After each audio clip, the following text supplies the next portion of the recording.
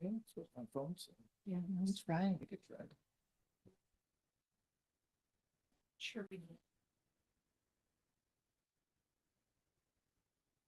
Thanks for helping. We had a good time. We didn't go to finance. We had the islands. We didn't just. We were very.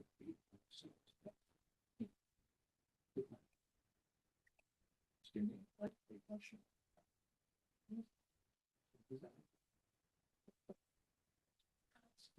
I think that I got it.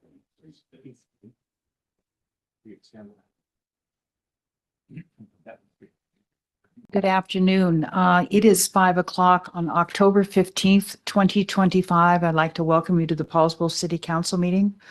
Poulsbo is committed to being a welcoming, diverse, and equitable community where all people can access tools and opportunities to improve their quality of life, allowing them to reach their full potential.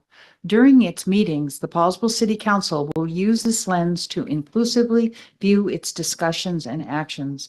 And Mr. Newell, would you like to do the land acknowledgement, please? Absolutely. An acknowledgement of the land where we reside and live. Poulsbo is located on the ancestral lands of the indigenous Suquamish people, for whom this place was known as Tuk Lots, or Land of the Vine Maples.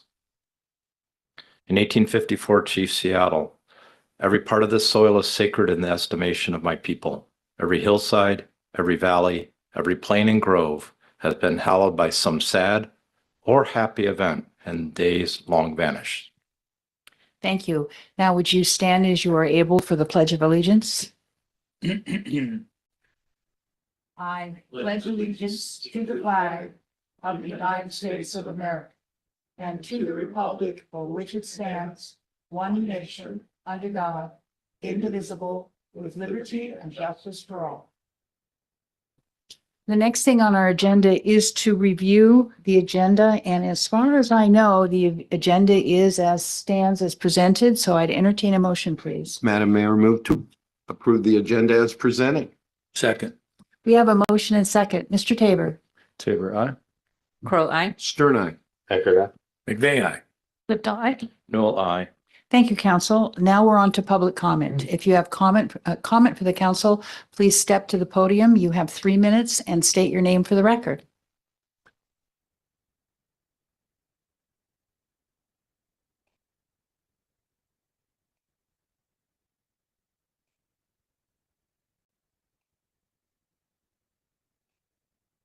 Good evening, City Council, staff. My name is Michael Fitzpatrick. I want to acknowledge upfront that I'm a candidate for City Council, but that's not the reason that I'm here tonight. I'm here to share a concern with the council and staff that has come to my attention while canvassing our residents. While door knocking, I have encountered doors that nobody answers. It has only been a few, but I have learned from the neighbors that the reason no one answers is because no one lives there regularly. These are houses purchased by affluent people who live in other cities or other states and who use these homes 40, maybe 50 days out of the year as vacation homes or to visit family in the area. The rest of the year, these houses sit unoccupied. They are not even rented out. Meanwhile, there are people who work here in the city who cannot buy their first home. Now, I think we're all familiar with dinner table etiquette that says before you have seconds, you make sure everyone else at the table has had a first serving. It's not fair if you have seconds while others have not had firsts. We should be applying this basic principle of shared life to our community housing. People should be able to live where they work. So, a question I have for the city staff is whether there is any data showing primary residences versus secondary residences, and whether those secondary residences are being rented out or not. And if we do not have this data, could we procure it? And to the council, it is my hope going forward that we will seek policies at the municipal, county, and state level that give first-time homebuyers a competitive advantage in the market over affluent individuals purchasing a second, third, and fourth residence, especially if they are not even people who live and do their business in the city. No seconds until everyone has had firsts, please. Thank you for your time. Thank you. Comments from citizens?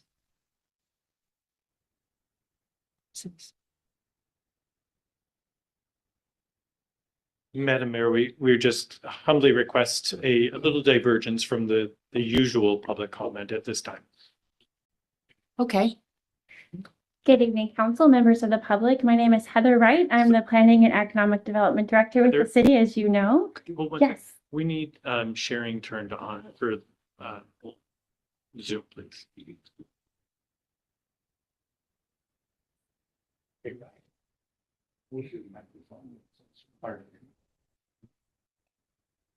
So you may or may not be aware that October is National Community Planning Month.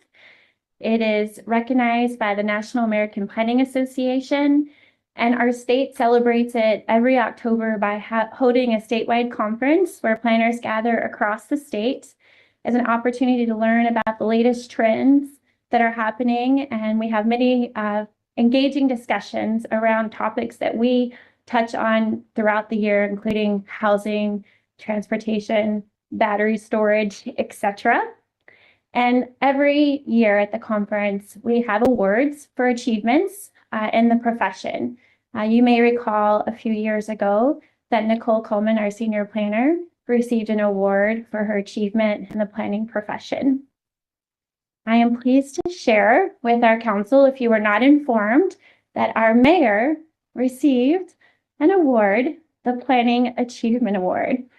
And unfortunately, she could not attend because she was tending to her husband, which is remarkable because, as we know, our mayor, she comes to so many events across the state. For just a moment, I want to share with you the many things that our mayor does for those that aren't aware. We know she's the mayor of our city, but she's also engaged in county and regional planning. She holds positions with the Puget Sound Regional Council as vice president, chair, vice chair of the Transportation Policy Board, chair of the Transportation Finance Committee. She served on the board of the Kitsap Health District, Kitsap Transit, Kitsap 911. Oh my gosh, Mayor, the list goes on, the things you do. You're amazing. So acknowledging that, and particularly what she's done for the planning profession, I'm going to read from the nomination form that was submitted about Mayor Erickson. She is a local elected leader whose influence has extended well beyond her small town. The mayor's career of local leadership has spanned a range of progress on planning issues and community engagement, including the development of the city's 2024 comprehensive plan, work to designate Poulsbo as a center for growth, numerous code changes to respond to state law and community needs, and the most recent project that stands out as an example of her local and regional leadership, of course, was our Nordic cottages. So if you could give a round of applause to Mayor Erickson for her award from Planning Achievement Award from the American Planning Association.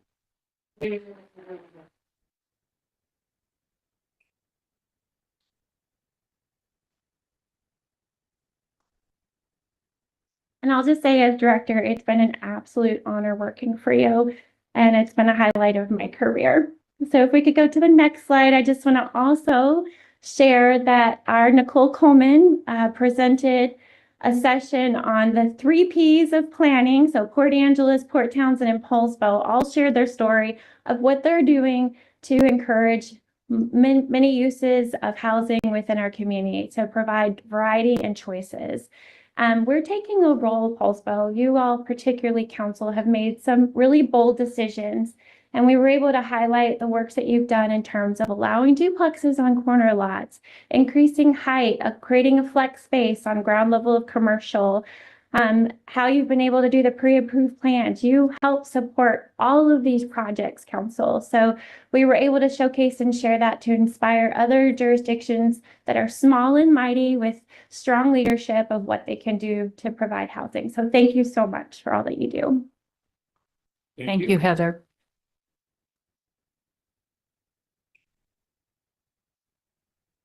Any other comments from citizens? Okay, seeing and hearing none, we're going to go on to mayor's reports and council comments. Go ahead, Mr. Tabor. Apparently the Mariners are doing something, so I'll let someone more versed in baseball take that one up. Otherwise, thank you, Michael Fitzpatrick, for coming up and speaking on that issue and updating the council on that. And congratulations, Mayor, on creating a city that does so many wonderful things and that staff is so proud to work for. It's quite an achievement. Thank you. Thank you, Mr. Tabor. Miss Pam, go ahead. Ms. Crowe. Just congratulations to the mayor and Nicole and the planning department in general. You guys do an amazing job. So well done. Mr. Stern. Thank you, Mayor. Congratulations. The list is actually longer than what Heather went through. We know that. You've done a remarkable job, 16 years as mayor. Yeah, and I had to correct both newspapers. That evidently the newspaper reporters can't count. They said 15 years. It's 16 years. Yeah. Good articles, wrong number. But go Yeah. ahead. So I'm going to report out on the Olympic College luncheon that I represented the city at on Monday. While Katie is teeing up a photo or two I sent from that in Bremerton, I have a little bit of humor to share with my colleagues. We don't often get the opportunity for humor. What we do is pretty serious. What we do is engaging. We deal with the community. So the League of Women Voters, when was it, a week and a half ago, sponsored the big election debate here. And when I came off the dais, and the room was pretty full, Mayor, there had been a woman in the back row, and she wanted a clarification on some of the issues. So I'm talking to her, and she looks at me dead right and talks to me, and suddenly she stops. And she looks down at my neck and then looks up, and she says, "Oh, I thought you were wearing an ascot." It absolutely made my summer and the effort I've been going through. And now what I want is a top hat to go with the outfit. So on that happy note, this is a picture of myself with Congresswoman Emily Randall. She represents both the peninsula's areas all the way down into Pierce County. She attended the luncheon, and next to her is the new interim president, Joan Hanton. And the next slide.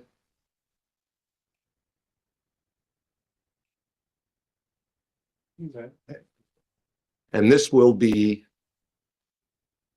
our own Dr. Alicia Nye on a vacation in Hawaii. No, that's not true at all. So Alicia Nye was the keynote speaker. Joan Hanton, who's the acting president, gave a very good presentation, Mayor. But we have worked at length with Dr. Alicia Nye. She is focused. She is absolutely on a path for success for the Allied Health Center. And that is being centered here in Poulsbo on our own campus. She gave an extensive talk, and here she is gesturing as she was able to raise considerable funds from the audience to support that vision of ultimately 17-degree programs. So she's doing and continues to do an outstanding job. Most of the conference was devoted to the Poulsbo campus for reason of the Allied Health Center, Mayor. And so on that note, just to remind my colleagues that this Saturday at 11 a.m. is the actual ribbon cutting for the now fully remodeled building, Mayor, up on the hill.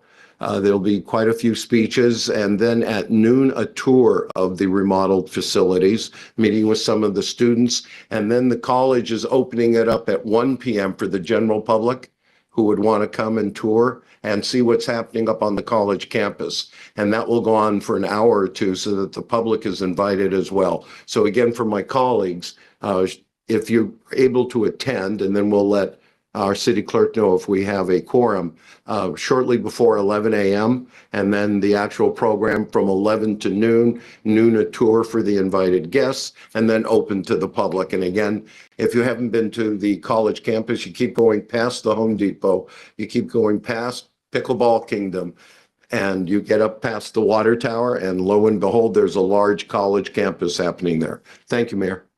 Thank you, Mr. Stern. Mr. Eckert. Yes, congratulations, Becky.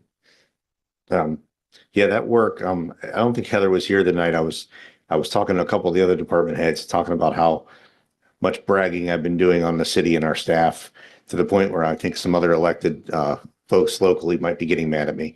But planning is part of that too. All the work that you all have been doing is just unbelievable. And it usually starts with a complaint, and I go, well, not in Poulsbo, and then I explain how we're doing it right, and maybe not some other folks. But yeah, all these efforts, they're just unbelievable. Heather just made me a list to take to the conference I'm going next week. And it's just, I mean, all the things that are being done here, just unbelievable. Just Monday was was a holiday for federal workers.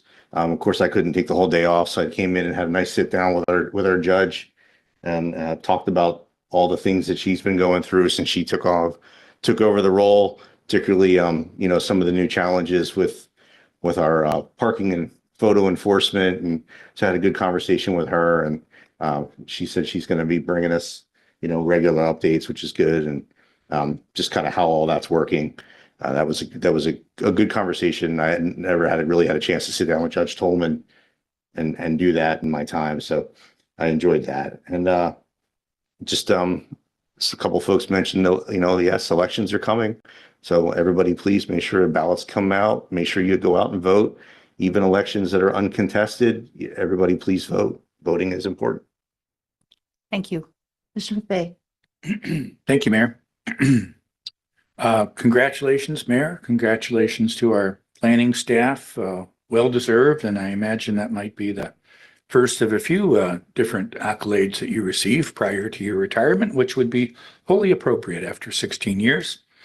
I wanted to highlight, if I could, the upcoming downtown parking information session that is happening here at City Hall next Tuesday from 4 to 5 p.m. Laz Parking, our parking vendor, will be here, as well as the police department, answering questions about the upcoming new parking enforcement that will be happening in Poulsbo. And for those of us who have lived here for a while, we know that we haven't enforced our parking nearly as shall we say, consistently, as I wasn't going to say that, Mayor, but for a variety of reasons, including particularly some encouragement from downtown business owners seeking to have more turnover in our parking spaces and to have downtown employees park off to the perimeter instead of in the prime spaces. We are instituting a new downtown enforcement policy, and that is planning to, we will start that, pardon me, on November 1st. And so if you would like information about that, please come next Tuesday, 4 o'clock here at City Hall for the parking information session.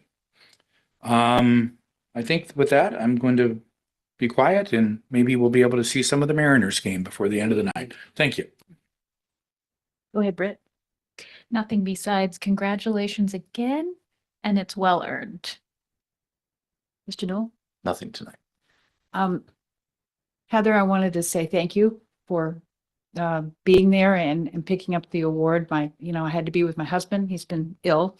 And I was thinking about me and planning go way back. And when our farm was annexed into the city of Poulsbo through the Growth Management Act,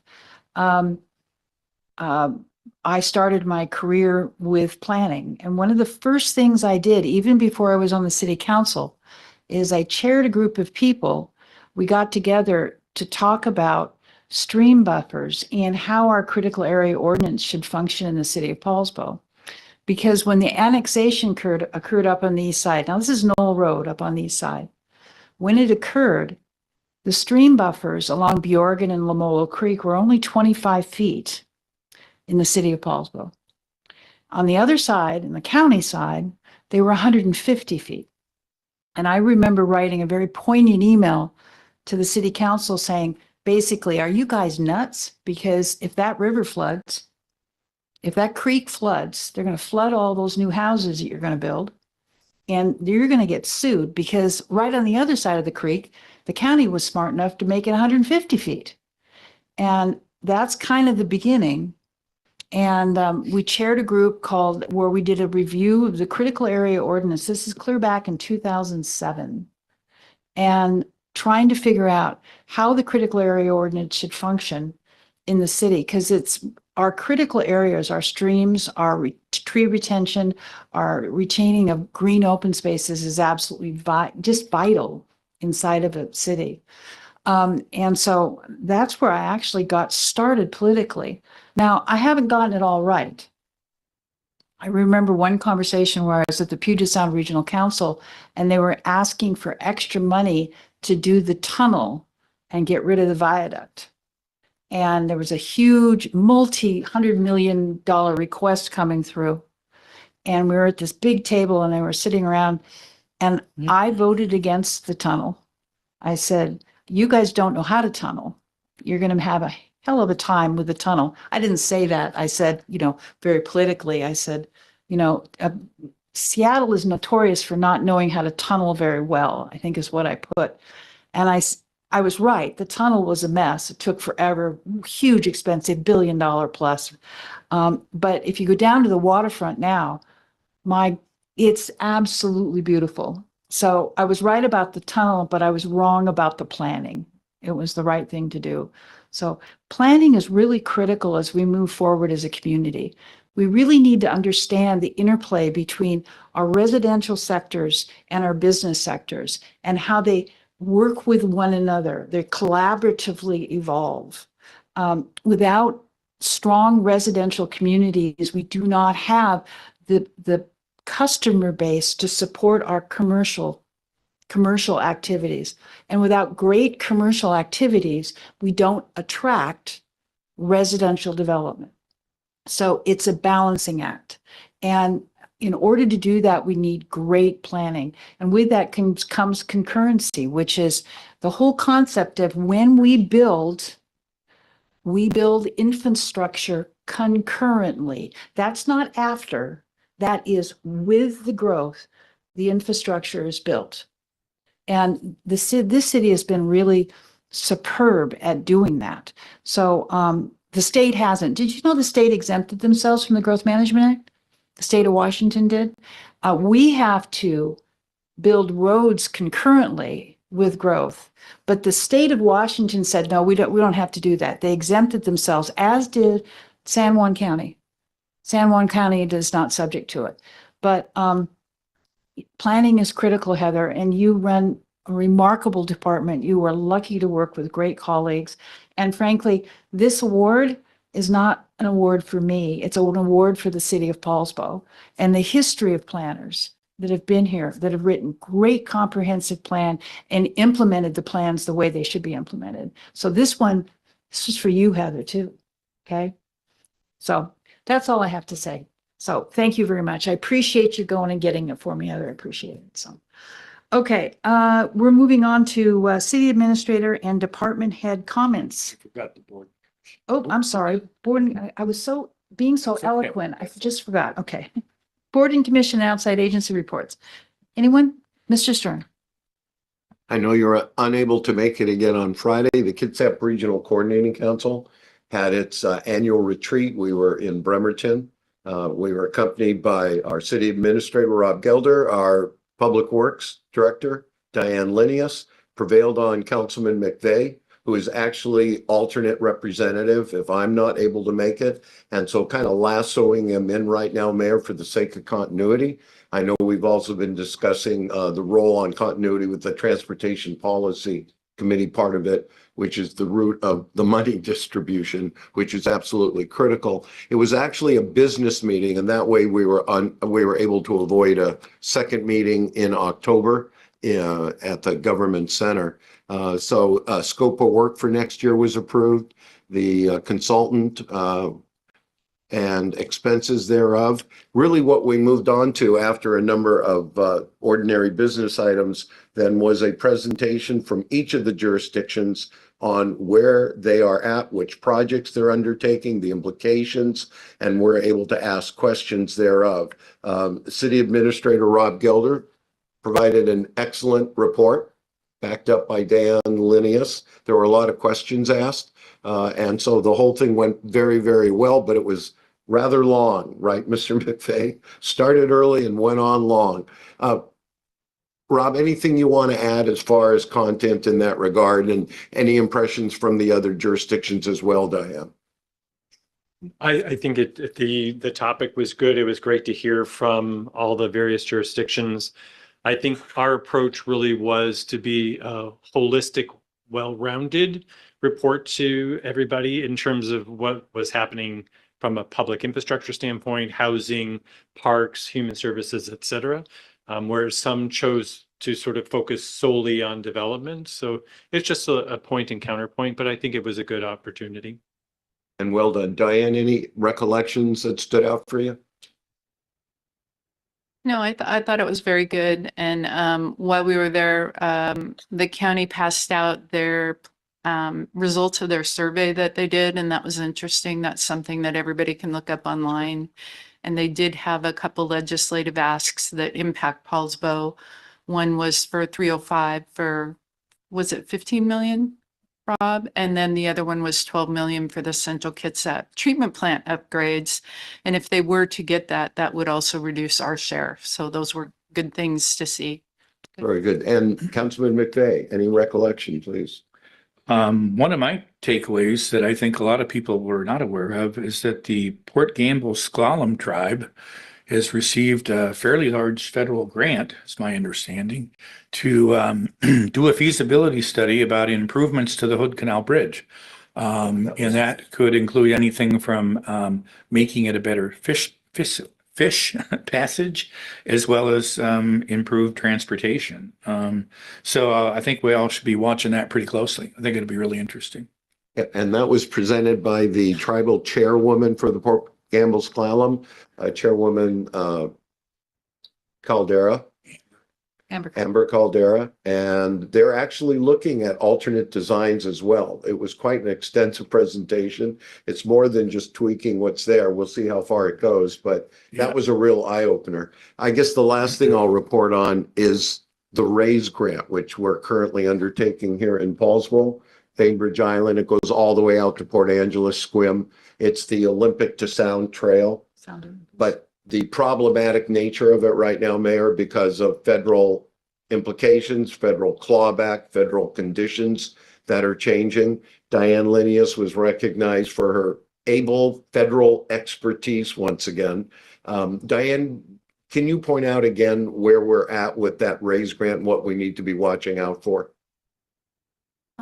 Well, the federal government has provided an amendment to the RAISE grant agreement that was signed by all of the jurisdictions. And currently the attorneys have been meeting and reviewing those modifications because it incorporates broader implications. And so at this time, we're not running forward to sign the RAISE grant amendment, but everybody's doing their due diligence as it relates to that. It is important that all the parties are on the same page because all of the jurisdictions in Jefferson and Kitsap County signed the agreement that have an STO, and it's either everybody signs it or it doesn't move forward. So the gist I took away, Mayor, is we need to be careful to get underway or obligate because we could be left holding the bag. Anything with federal funding right now is very uncertain. So we have to be very careful. Yeah, got it. So that's a perfect segue. The ad hoc committee of the City of Bainbridge Island City Council and the City of Poulsbo is meeting at 3:00 in our building this Friday. And I think we're kicking off, Rob, with the connectivity issue, the RAISE grant and the Olympic to Sound Trail, because they're all connected up. And then we have a bit of an agenda from there. So that concludes my report. There will be that meeting here in City Hall, 3rd floor conference room at 3 p.m. with the City of Bainbridge Island. Any other board commissions? Mr. Newell. 2 items tonight, Mayor. Last week, I had a chance to attend the Strategic Advisory Board for the Poulsbo Fire Department. They went over their current staffing, their response rates, what they anticipate the impact of the new fire station and being able to better support our community, but then also looked out 10 years with planning from a financial standpoint, both levies and capital improvements. One of the things they were asking us for feedback on is how to handle future capital investments that are required to support the growing population. And so there's a few of us that are working to collect that information.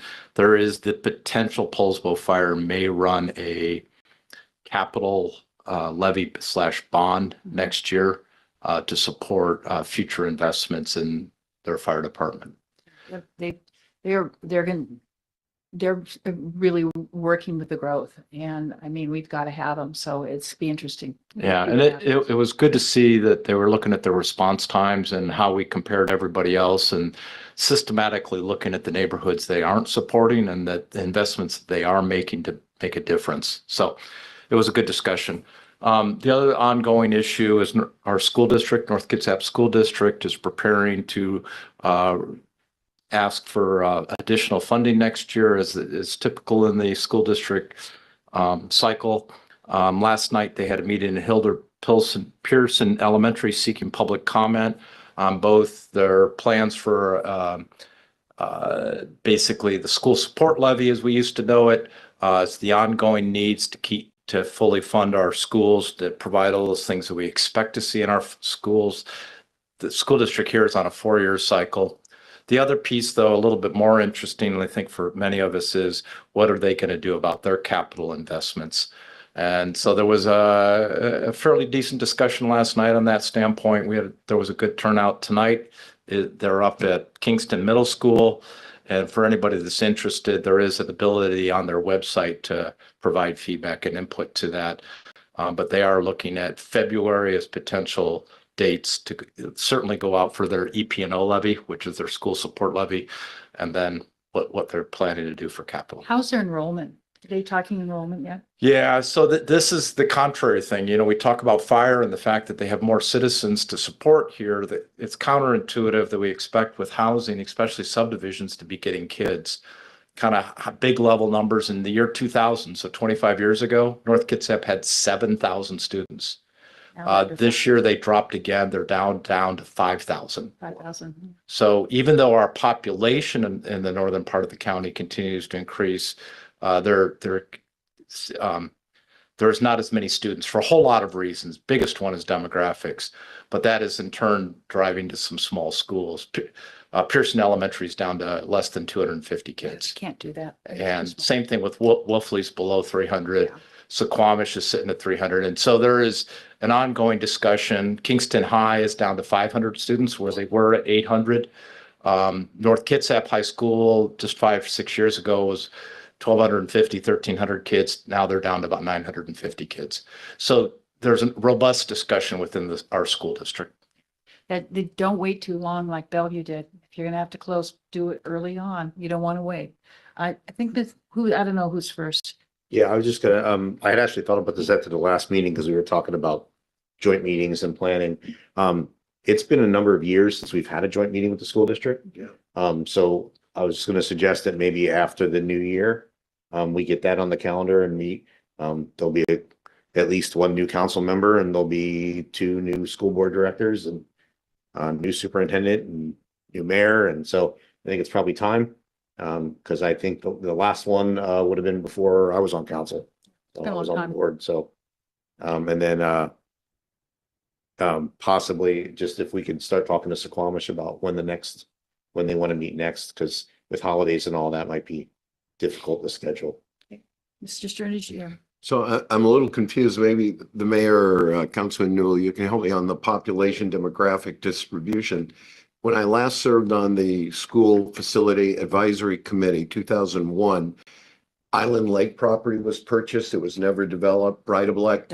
And the growth throughout the county looked very robust and spread around. But then GMA really set in, and there was the concentration instead that confounded the planning, that the housing needed to be concentrated in Poulsbo. So my question is, we have built hundreds and hundreds of single-family residential traditional structures, 3-4 bedroom over the years. These aren't families moving into that predominantly, or what's happening, or any sense of it? Their family. So for those of you may or may not know, I was finance and construction for one of our local school districts here and dug into the demographics. So there's 2 big trends. What was happening in the 80s and 90s here, and I apologize for diving in a little bit, but I got teed up, is that Bangor was built out, the submarine base. We moved a bunch of submarines there, which both brought sailors and officers to man the submarines, but also brought a workforce. That mobile workforce was younger. They were in their 20s and 30s. They bought housing here in Poulsbo, they bought housing in Silverdale, and they stayed. And so we didn't see the turnover because we had a whole bunch of folks come in at about the same demographics. And so during the 90s, the school districts were adding 500 to 300. Central was adding 500 kids a year into their school district. North was seeing the same thing. And so in 2000, the thought was that trend would continue. North Kitsap voted on a bond to open a second high school. And what happened is we just flattened out. And now the overarching drive is the fact that families are waiting till longer to have kids than they used to. And the people that are moving to Kitsap County are typically older folks from a demographic standpoint than what they were 30 years ago. So if you look at the county's demographics, we're much, much older than we were in 1990. And so that's what's driving the fact that we don't have the kids. It's who's moving here is a different, it's not the workers supporting Bangor, it's people leaving Seattle, King County, and other locations. And, Okay. and I'll just add, like Doug mentioned, the schools that were down. Poulsbo Elementary and Vinland are not.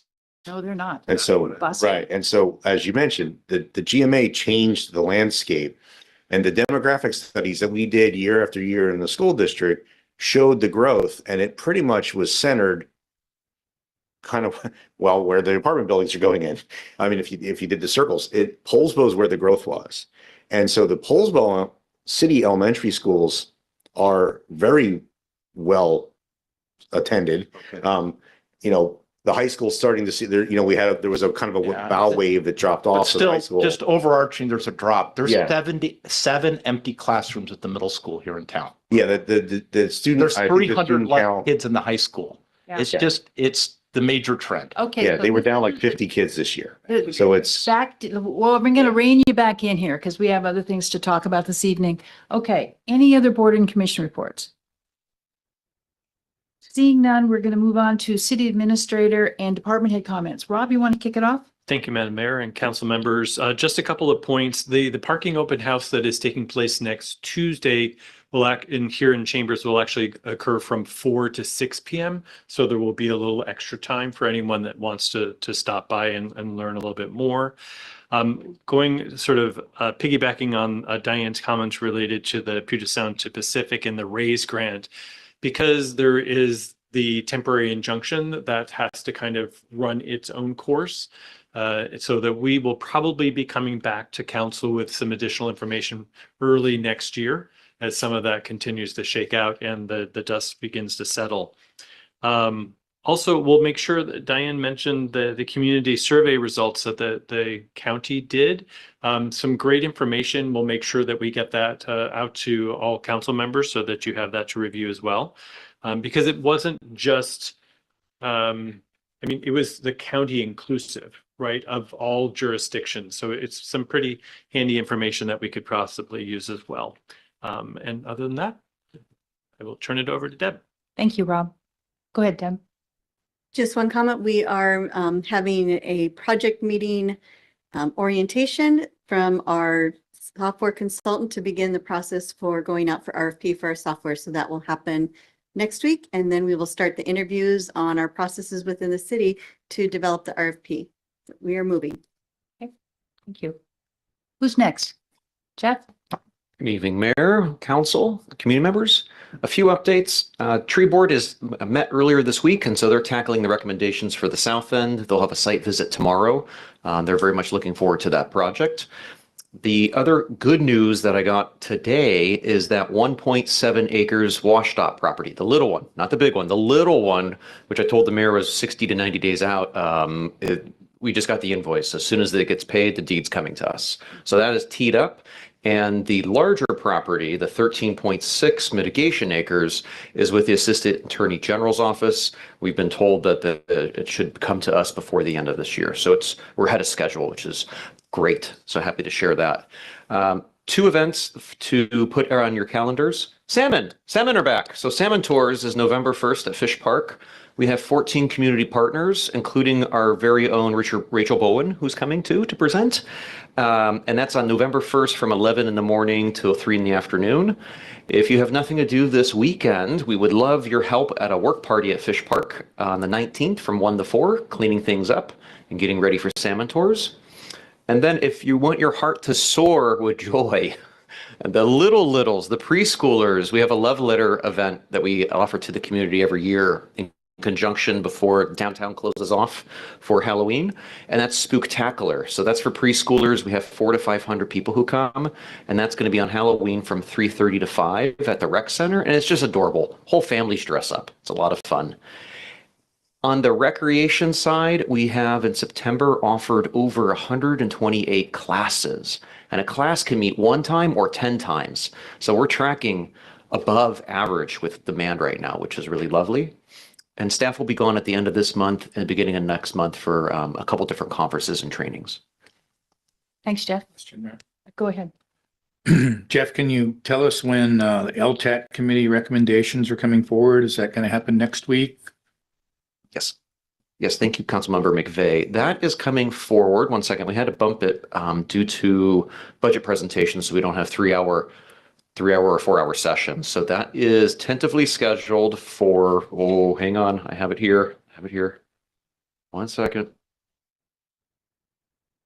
It is, it's the 9th, should be the 19th, is that right? Yes, the 19th. Yep, 19th. So it's 1 week after we have published online. I guarantee that because we had just moved it down one. And then the video, if applicants are curious about how deliberations went, the videos are being uploaded to the web so they can look, but nothing is approved until it comes to council for review and approval. Thanks, Jeff. Diane, can you tell us about the Hawaiians?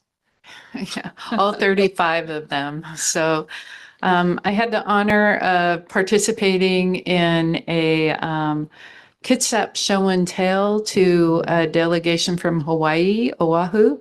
There were 35 individuals that came to see Highway 305, the STO, our Johnson Parkway project, Kitsap Transit Maintenance Space, and downtown Bremerton and the redevelopment work. So it was fun to be on a bus like the tour guide with Kitsap Transit and Washed Out. Steve Rourke and Stephanie and I were giving them a tour, riding backwards, talking on the microphone as we go through roundabouts. I don't know if I'll sign up for that part again, but we did get off the bus and they were quite impressed with our project and had a chance to walk through it. This was something that the retired director of transportation for Washington State put together, Roger Millar, and I also attended a wonderful fish passage presentation at the Vibe that the folks from Oahu got to hear. So it was an honor to hear that as well, statewide. It was a good day. Also wanted to let you know a continuation of something that Heather has presented and Rob. We've continued conversations with KBA and also with Habitat for Humanity about the caretaker's residence as a potential affordable home for someone and partnering with them on making that happen. Those conversations are continuing and you'll hear more on that soon. So that's It's going to be the ADUs. Is that what we're doing? Yeah, it would be, and we are planning on a tiny home, which is the ADU model home at the park and Rob Park. And it also serves as a caretaker's residence. Typically, the caretakers live there in exchange for doing all the work in the park, which is very helpful to us. And working with our partners, it would also be for a lower income individual to live in the home subject to council's approval for alignment on mission, and it makes a lot of sense. So I have had internal meetings with Public Works, Building, and Engineering, and everyone in our little world is ready to make it happen, and they're putting together specs for the interior and exterior materials. And Mike's ready to run out there and start digging and get the site ready. So when that trigger is pulled, you can bet that it'll happen very quickly. So more to come at the council level, but it's pretty exciting to be part of making something like that happen. And the vision that Heather has led, we could be the first to actually build something. So that would be very cool. I really I want to do this, guys. We need to build one of these ADUs just so that people can see what they look like. So thank you for working on that, Diane. I appreciate it. Jeff, you got a sec? Okay. November 12th is when we propose to come to council for LTAC. November 12th. Just wanted to clarify that. Okay. All right. Looks like we have Kim and the chief angling up. What's up, Kim? Good evening, Mayor. Good evening, Council. Mayor and several council members, I know that you've expressed interest in how progress is being made in a safe park to serve residents of North Kitsap that are living in their vehicles. Some good news to share. There was a really productive meeting today with representatives from Leadership Kitsap, including our own partner, Dean Nail from Housing Kitsap, who's a part of that organization this cycle, coming up with some really innovative, good ideas for location and partnership. Leadership Kitsap would like to come to council on November 5th to present some ideas. And I think it's a terrific way to publicize some of the things that they're working on. Just wondering if there's interest from mayor and council to come before you and Leadership Kitsap on the 5th for a safe park update. I think that's, yes, please, we need a safe park. Okay. Yeah, no, that's fine. Terrific. Thank you. And more broadly speaking, I've been approached in the last 2 or 3 weeks by private developers and others interested in doing deeply affordable housing projects here in Poulsbo. It's getting a little overwhelming. So in speaking to City Administrator Gelder, we both decided it would be in the interest of the city to form an ad hoc work group just to take up some not specific ideas for deeply affordable housing, but just some ideas about how we could prioritize requests and create some standardized criteria for thinking about different proposals that come our way. We're going to put that work group together in the next few weeks. It'll only meet a few times, but the aim of the group is to come to council at your retreat to make some specific recommendations about how we can look at requests that are coming in, prioritize them, and rate them in a fair and predictable way. So yeah, this is fallout from the Nordic cottages that got blasted all over everywhere. And we've attracted a lot of interest for additional affordable housing. Right. But we have to have some criteria to measure the concepts and the ideas. So I think it's a great idea. Rob, would you like to add anything? No, just a clarification. If council is good with Leadership Kitsap coming about safe park, I would ask that if we could look at the agendas that are before council in the beginning part of November and potentially partner with Leadership Kitsap to find the best date. Yeah. Right now, the 5th is really getting pretty heavy, and we want to make sure that we can kind of balance the time demands. Thank you. Fair enough. That sounds good. Okay. Kim, has there been any more movement with Host Park? That's one of the conversations that's been happening in the last few weeks that I think we need a more formalized process in order to hear ideas and to share these ideas with council. So yet there have been conversations. I don't want to share the details now, but please know that those conversations are continuing. We need a way to really rank all these concepts and figure out, how the city fits into this conversation, where we're going to do the best for the little amount of energy and time that we have. Okay. How do we maximize our efforts in this? And because a lot of people are reaching out for all types of affordability. Right. So good idea, Kim. Thanks, Mayor. That's exactly right. And we had put together an intergovernmental step group to think about how we might prioritize these ideas. That regional approach, I think, is very useful for other things relating to affordable housing, but not how we prioritize as a city. We need a local group helping us make local decisions. Thank you. 2 thumbs up. Chief, what's up? Mayor, Council, I just wanted to present address a couple of issues that have been kind of prevalent on social media and some other information sources. One of them has to do with parking, favorite topic.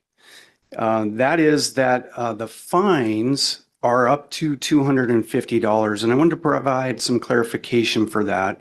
The only circumstance where someone would incur A $250 fine is if a non-employee parks in an employee designated space. And that is to protect employees that work downtown so that they have a place to park.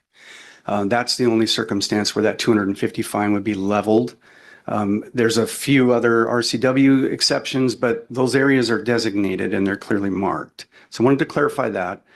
One other source of information that came to us was regarding law enforcement activity on 7th Avenue. And there was some allegations that were made about circumstances involving ICE enforcement in downtown Poulsbo. I reached out to the State Patrol. I had a conversation with a captain there who provided me the body camera footage of the officer who conducted a traffic stop. And I wanted to just provide clarification. It was a commercial vehicle enforcement officer, not a state trooper, but they work with the State Patrol. They do drive an unmarked red Chevrolet pickup. The last 2 digits of the license plate are SP for State Patrol. That vehicle does work Kitsap County. If you see a red unmarked pickup with SP at the end of the plate, it's probably the vehicle enforcement unit for the State Patrol. And they conducted a stop on a U-Haul vehicle to do an inspection. The reason they're emphasizing those is that U-Haul vehicles have been used recently in a scam throughout the county and the state where folks will underbid moving companies at a much lower rate than the moving company is offering. Then they'll load the U-Haul van with someone's possessions and either hold those for ransom at the location they deliver to or just disappear with them. So be very careful if you're moving to make sure you have a credible licensed bonded mover. And that was what this stop entailed. There was absolutely no conversation about anything to do with immigration violations or ICE. So just to set people at ease, that was not what was happening there. Thank you, Chief. Although move carefully, right? Pick your mover appropriately. Okay, any other staff comments this evening? Okay, oh, go ahead, Mike.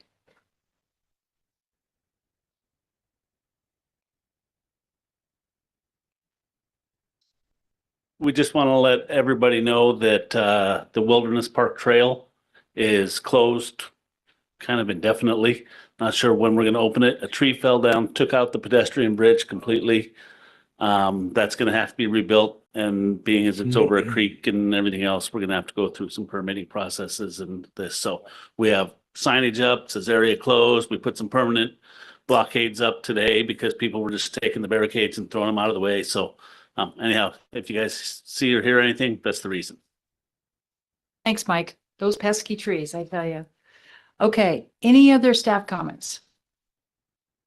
Okay, seeing and hearing none, we are moving on to item 8, which is the consent agenda. All matters listed within the consent agenda have been distributed to each member of the City Council for reading and study and are considered to be routine. This is items 8A and B, and I entertain a motion, please. Madam Mayor, move to approve the consent agenda items A and B as noted. Second. We have a motion and a second. Mr. Tabor. Tabor, aye. Crow eye. Stern, aye. Eckert, aye. McVeigh, aye. Lived eye. Newell, aye. Thank you, Council. And now on to the business agenda, which is a public hearing for ordinance number 2025-16, Terhune Property Concomitant Agreement and Amendment Release. And this is Edie.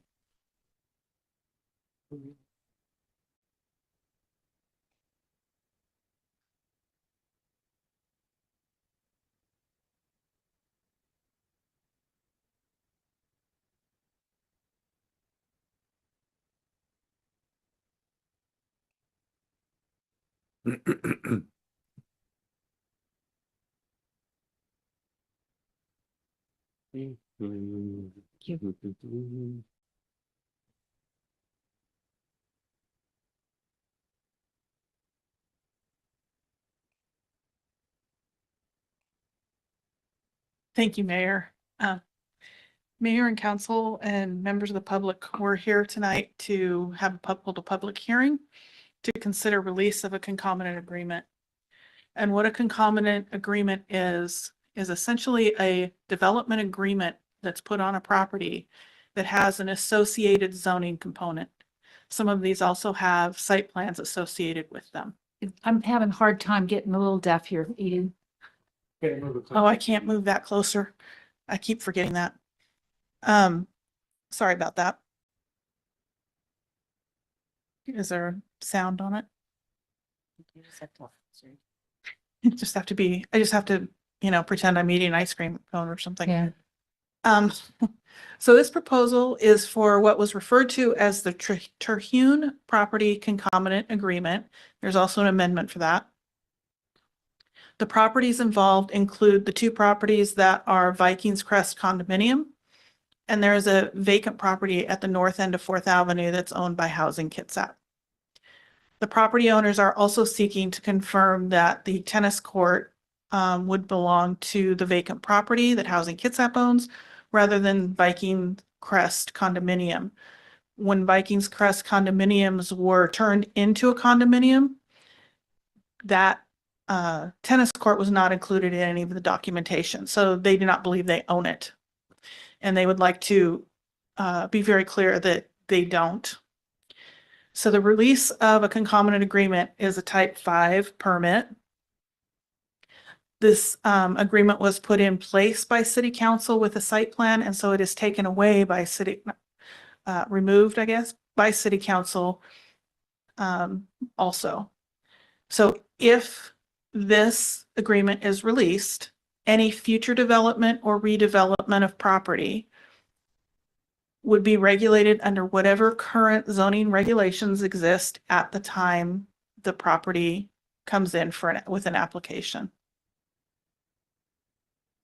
So this property is pretty well central to Poulsbo. The zoning of it currently is high density residential. That was put in place in the 1990s. And the property itself, just to give you an image so you know where we're looking. This is 4th Avenue here, the north end of 4th Avenue. This is Torval Canyon. This is Vikings Crest Loop. And you can see the Vikings Crest condominium development. And I will point out, here's the pool. This is the clubhouse that goes with the pool. And up here is the tennis court. So the tennis court is a little bit remote. There's a switchback trail that is not well maintained, I'm going to say, that comes up to this overflow parking area that Vikings Crest utilizes.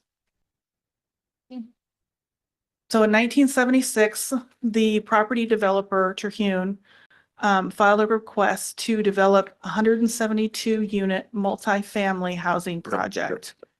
The property at the time was zoned residential single family. Council determined that it was appropriate to rezone the property and approve a site plan for that. And the rezone was to residential multifamily, and the ordinance 7622 memorialized that. And then a document was recorded on the properties involved in early 1977. Then in 1979, there was a revision to the site plan.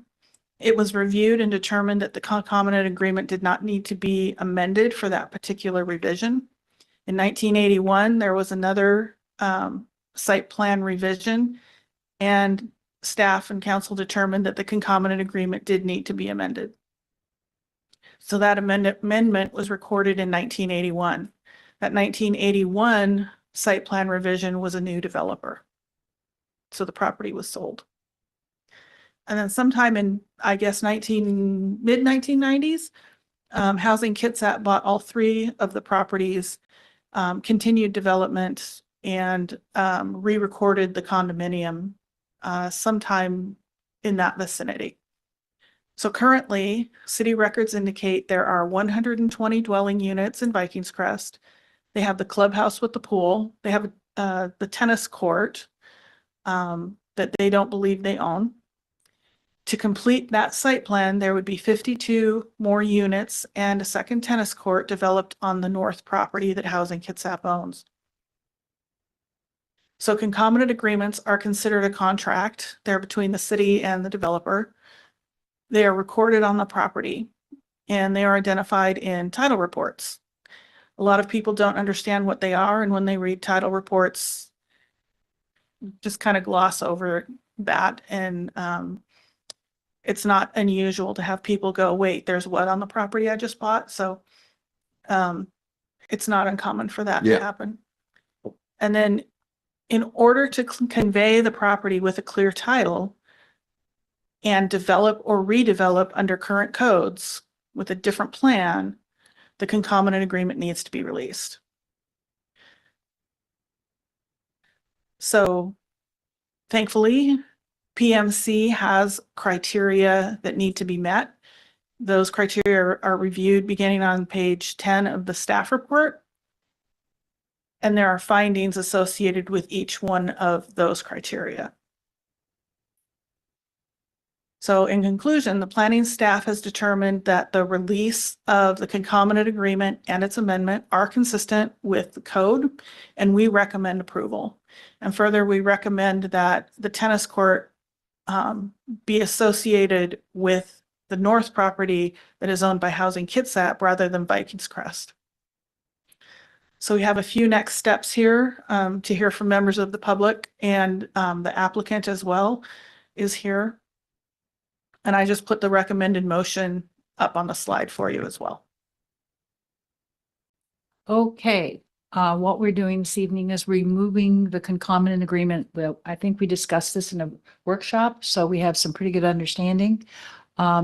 This is a public hearing, which means that the public has the ability to speak 5 minutes if they so choose. So I'm opening up the public hearing at 6 o'clock.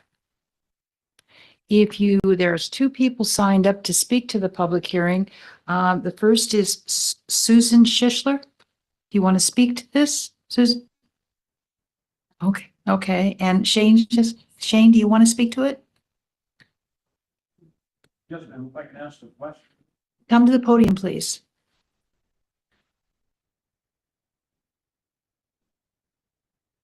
You actually have 5 minutes to speak if you so choose. Well, ma'am, I don't need that much time.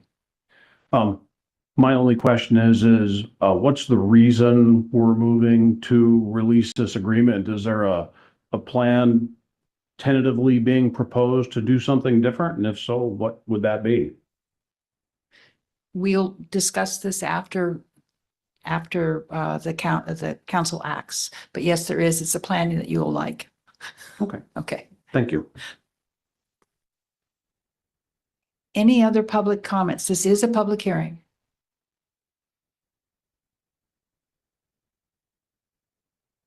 State your name and you have 5 minutes. Michael Fitzpatrick. I also don't need that time. Not to contradict you, Mayor, but I live on 4th and I have no idea what this means. Could we get some glimpse of the significance of this at least? So we know what kinds of questions we might want to ask. Thank you. Thank you.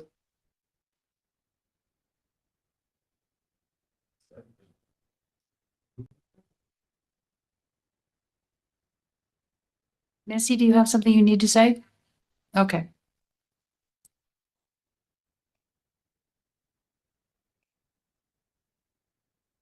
Hi, I'm Missy Sewell. I live on 4th Avenue. I used to live on 133 3rd, but I still live in the same house on 4th. I've been in my house for 50-some years. I've asked and asked and asked about speed bumps, and now you're going to filter all this traffic on the 2-lane road coming from all these places up on the hill to come down on 4th Avenue or go through Torval Canyon. What are you going to do about the roads? All the cars coming. We can't even get a speed bump on 4th Avenue. And it's very tiresome to try to get out of your driveway and wait for 5 or 6 cars to go by. I live between Beaumont and Iverson. And the traffic now is just, sometimes there's nothing and sometimes there's a lot. And I wonder why we can't get a speed bump. Maybe we could rent one of those black ones from the city or something that they flop down on the streets. Because we need a speed bump there. And I want to know why we can't get one. Thank you, Missy. Thank you, Becky. Thank you, Missy. Becky knows I've been doing this for 10 years or longer. Just In 10 fact, years? I had someone stand on my front porch and they were going to get me a speed bump 8 to 10 years ago, and we still haven't got one. Thank you, Missy. Thank You're you. welcome, Becky. You're welcome. Okay, this is a public hearing, a little informal, but definitely a public hearing. Any other comments? Seeing and hearing none, I'm closing the public hearing at 6:03. Would you like to explain, Edie, a little bit about what's occurring here so people will understand? Certainly. So there is no development proposed. This is simply to remove an existing agreement. So there's no plan for housing or anything like that. There's no plan associated with this removal. There is, however, a potential future park that would be inclusive of the north property. And that would, you can't really see, but up here, this is where the city will be acquiring property from the state. This is the larger 13-acre property that the Parks Director was referring to earlier. This is already park property that the city has owned for a while. It's referred to as the Klingle property.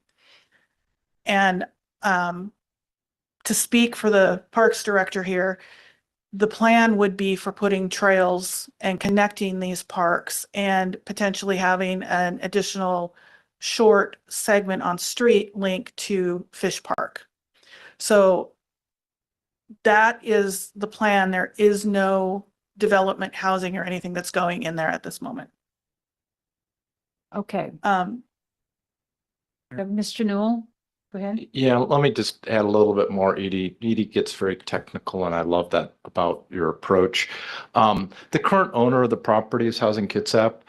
There's some infrastructure in the southeast corner that they would like to sell because it's appropriate to be associated with the condominiums. In order to do that, they need to do a boundary line adjustment. They actually need to basically subdivide it so they can sell it.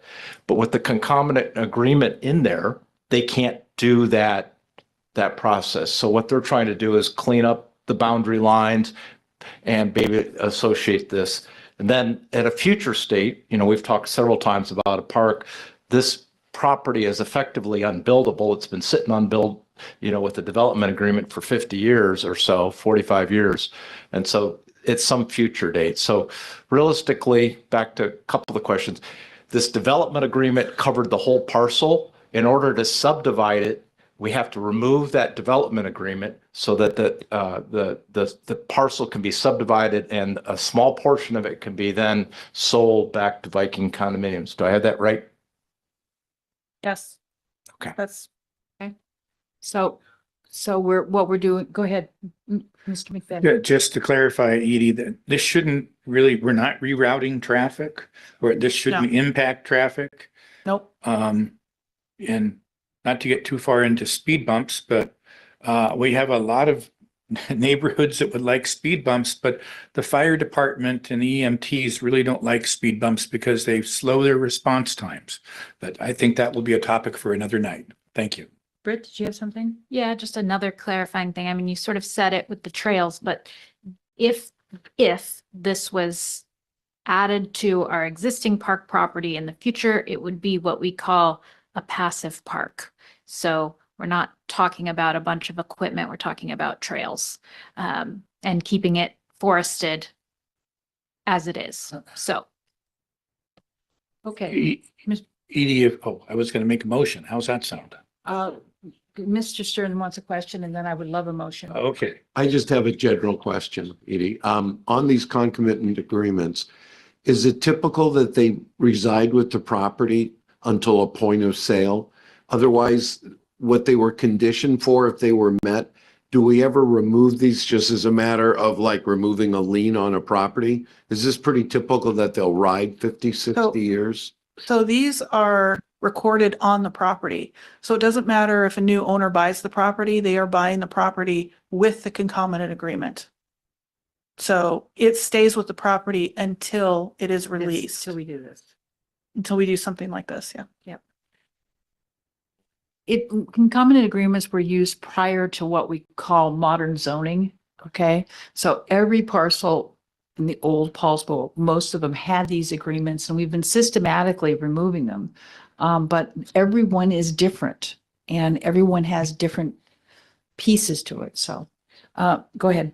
Yeah, if everything in the agreement gets met, do they go away then? So like I know you mentioned one somewhere else had like, you have to build a sidewalk. So if the sidewalk gets built, does the agreement then terminate because Still on the all title. the agreements have been met, or does it still just sit there? It sits there, it's on their property record. Yeah. It remains. Okay, Britt's gonna make the motion, Britt.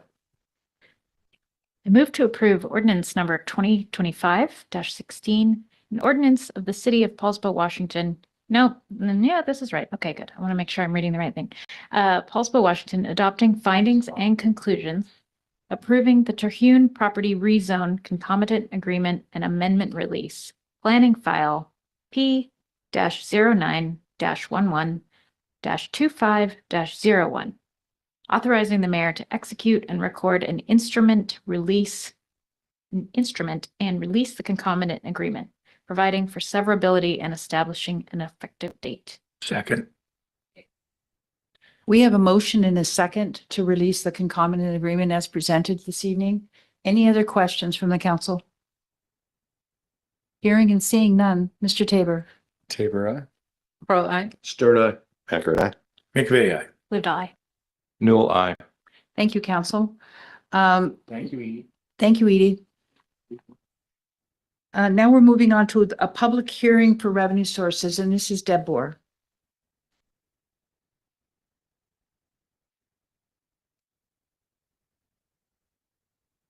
Just give me a moment. I have the wrong attachment loaded up for myself.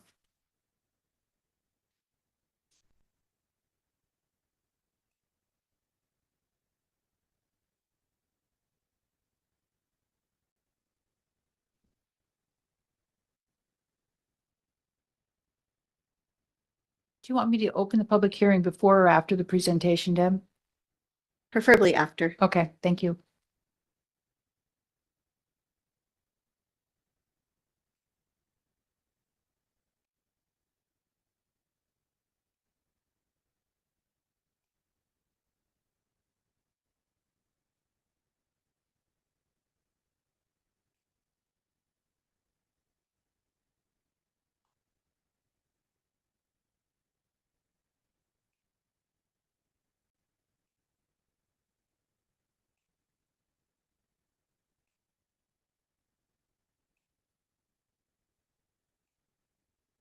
Okay.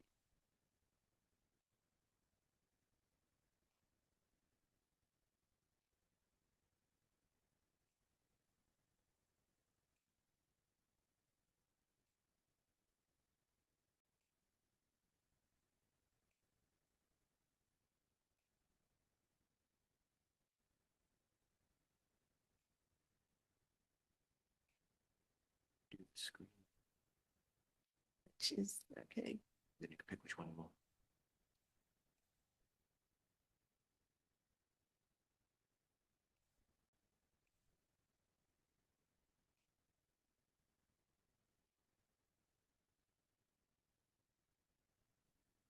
Okay. I think you can see it, and I can make a slide. I'm in Adobe. Okay, sorry. Too many files with the same names. So this is the 25 and 26 biennial budget revenue and property tax review for revenue sources. And as required by state law, we are having our revenue public hearing.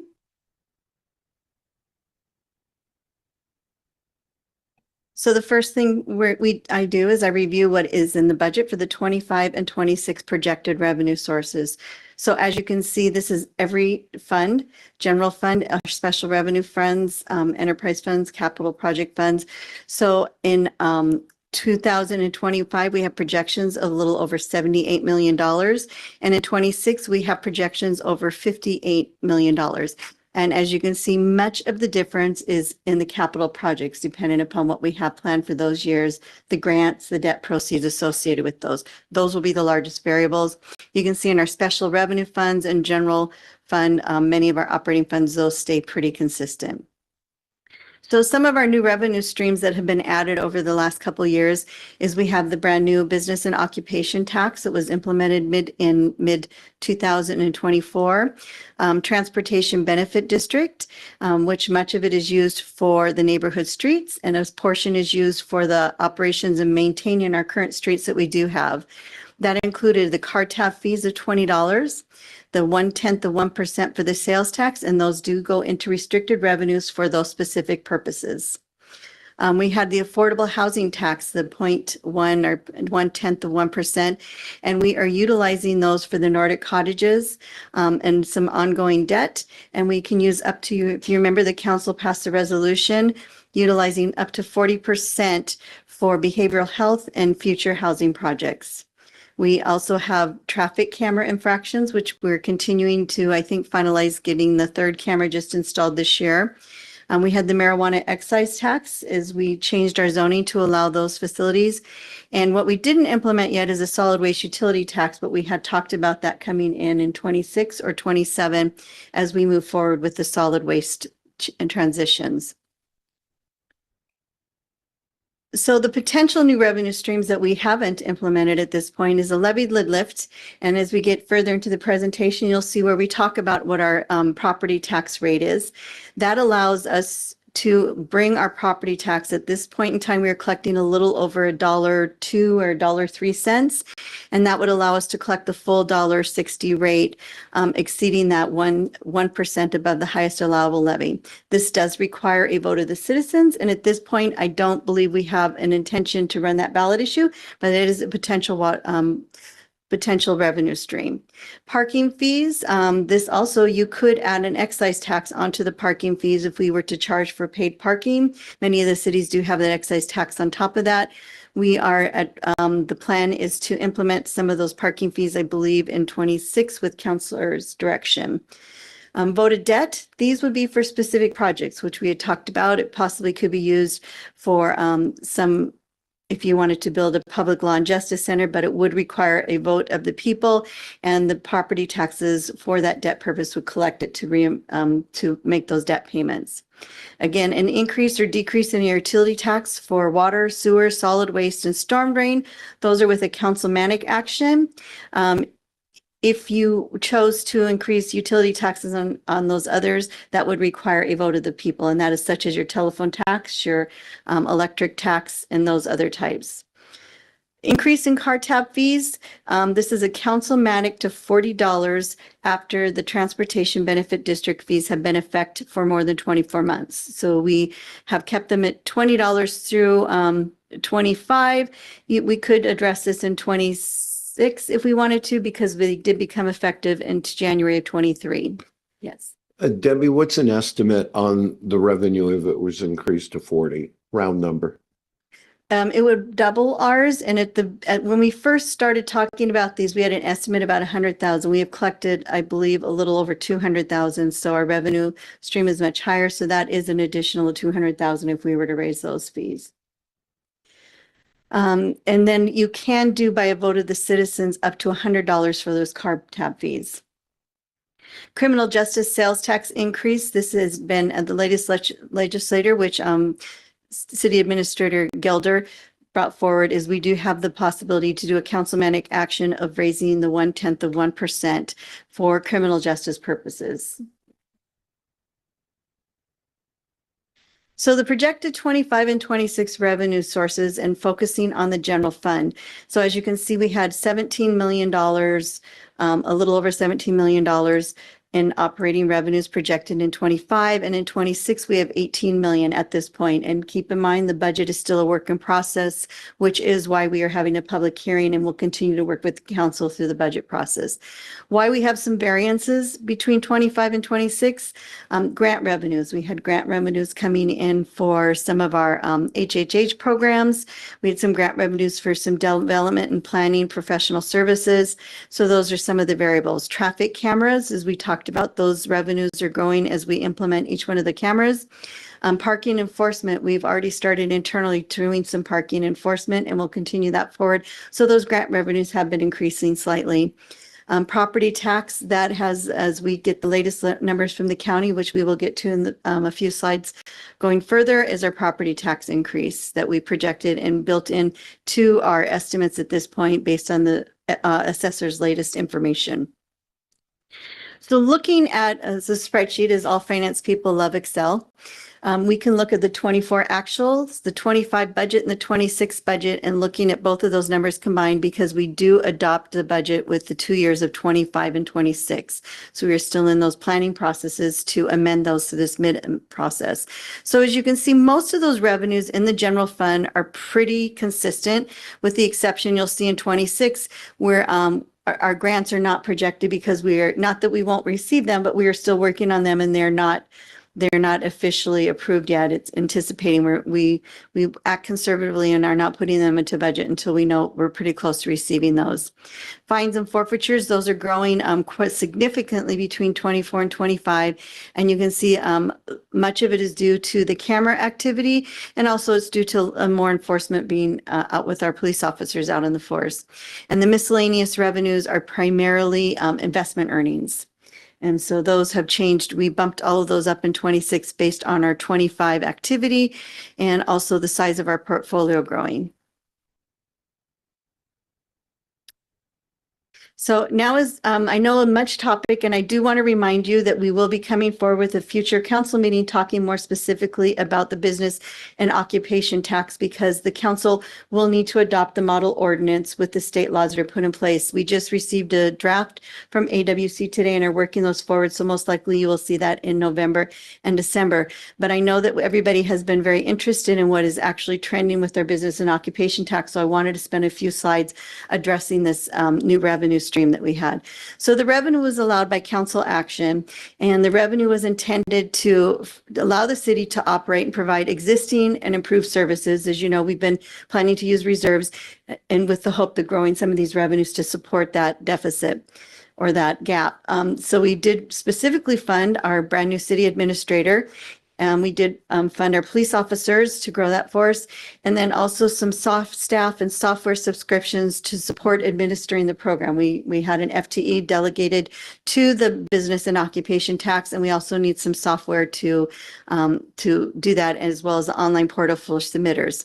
So expenditures continue to grow at a higher rate than revenues can generate, and that's why we also talked about how we can close the gap between some of these revenues and expenditures, supporting the city and maintaining the services that we feel are very important to get out to our public. For several years, the operating budget has been supplemented with intended use of reserves, and luckily we have not had to use all of those much because we have had grants. We have a very successful grant writing team within the city, and also the treasury funds, which we utilized the last of those dollars in 2024. So we no longer have those, what you would hear referred to as the ARPA dollars or the treasury dollars. And so in simple terms, the budget is built with current operating revenues not supporting current operating expenditures. Also, not panicking everybody, because we do act in a very conservative nature, which is why we have a healthy level of reserves and are able to struggle through some of those times and also continue to operate those services with those dollars. So the collection and reporting, the city's B&O reporting requirements are a little bit different than the state, which can be confusing. And that's what we had most of the confusion with filers, is because when you read the rules for the state business occupation tax and how they file, it's different than the cities. We are regulated by the model ordinance, which is passed by your state legislature and is led by developing this by several cities, and the AWC leads that group. And so that's why ours is so much different. We don't have a lot of flexibility in what the city can offer within that, maintaining all of those guidelines. And there is a rule to update that every few years, which is why we will be doing the model ordinance passing. And I will tell you, it is not including all the changes that everybody would like. They're strictly getting enough changes in there to meet the law, and we'll continue to visit that and revise that with some of the needs, because this is a statewide process. process. So every city that collects B&O has a participation in that ordinance. So our goal when we set this up was to make it easier for the filers. We do not have an internal data management, which we're hoping to incorporate with the software projection, with our software. But what was to get it online, and I know it didn't seem easier for many of our filers, but that was the goal, to make it simpler for them. And we would, in the background, absorb some of that work. So the one downside with using File Local, and we recognize that, is there's fees that are collected, and these again are regulated by the state laws in the File Local.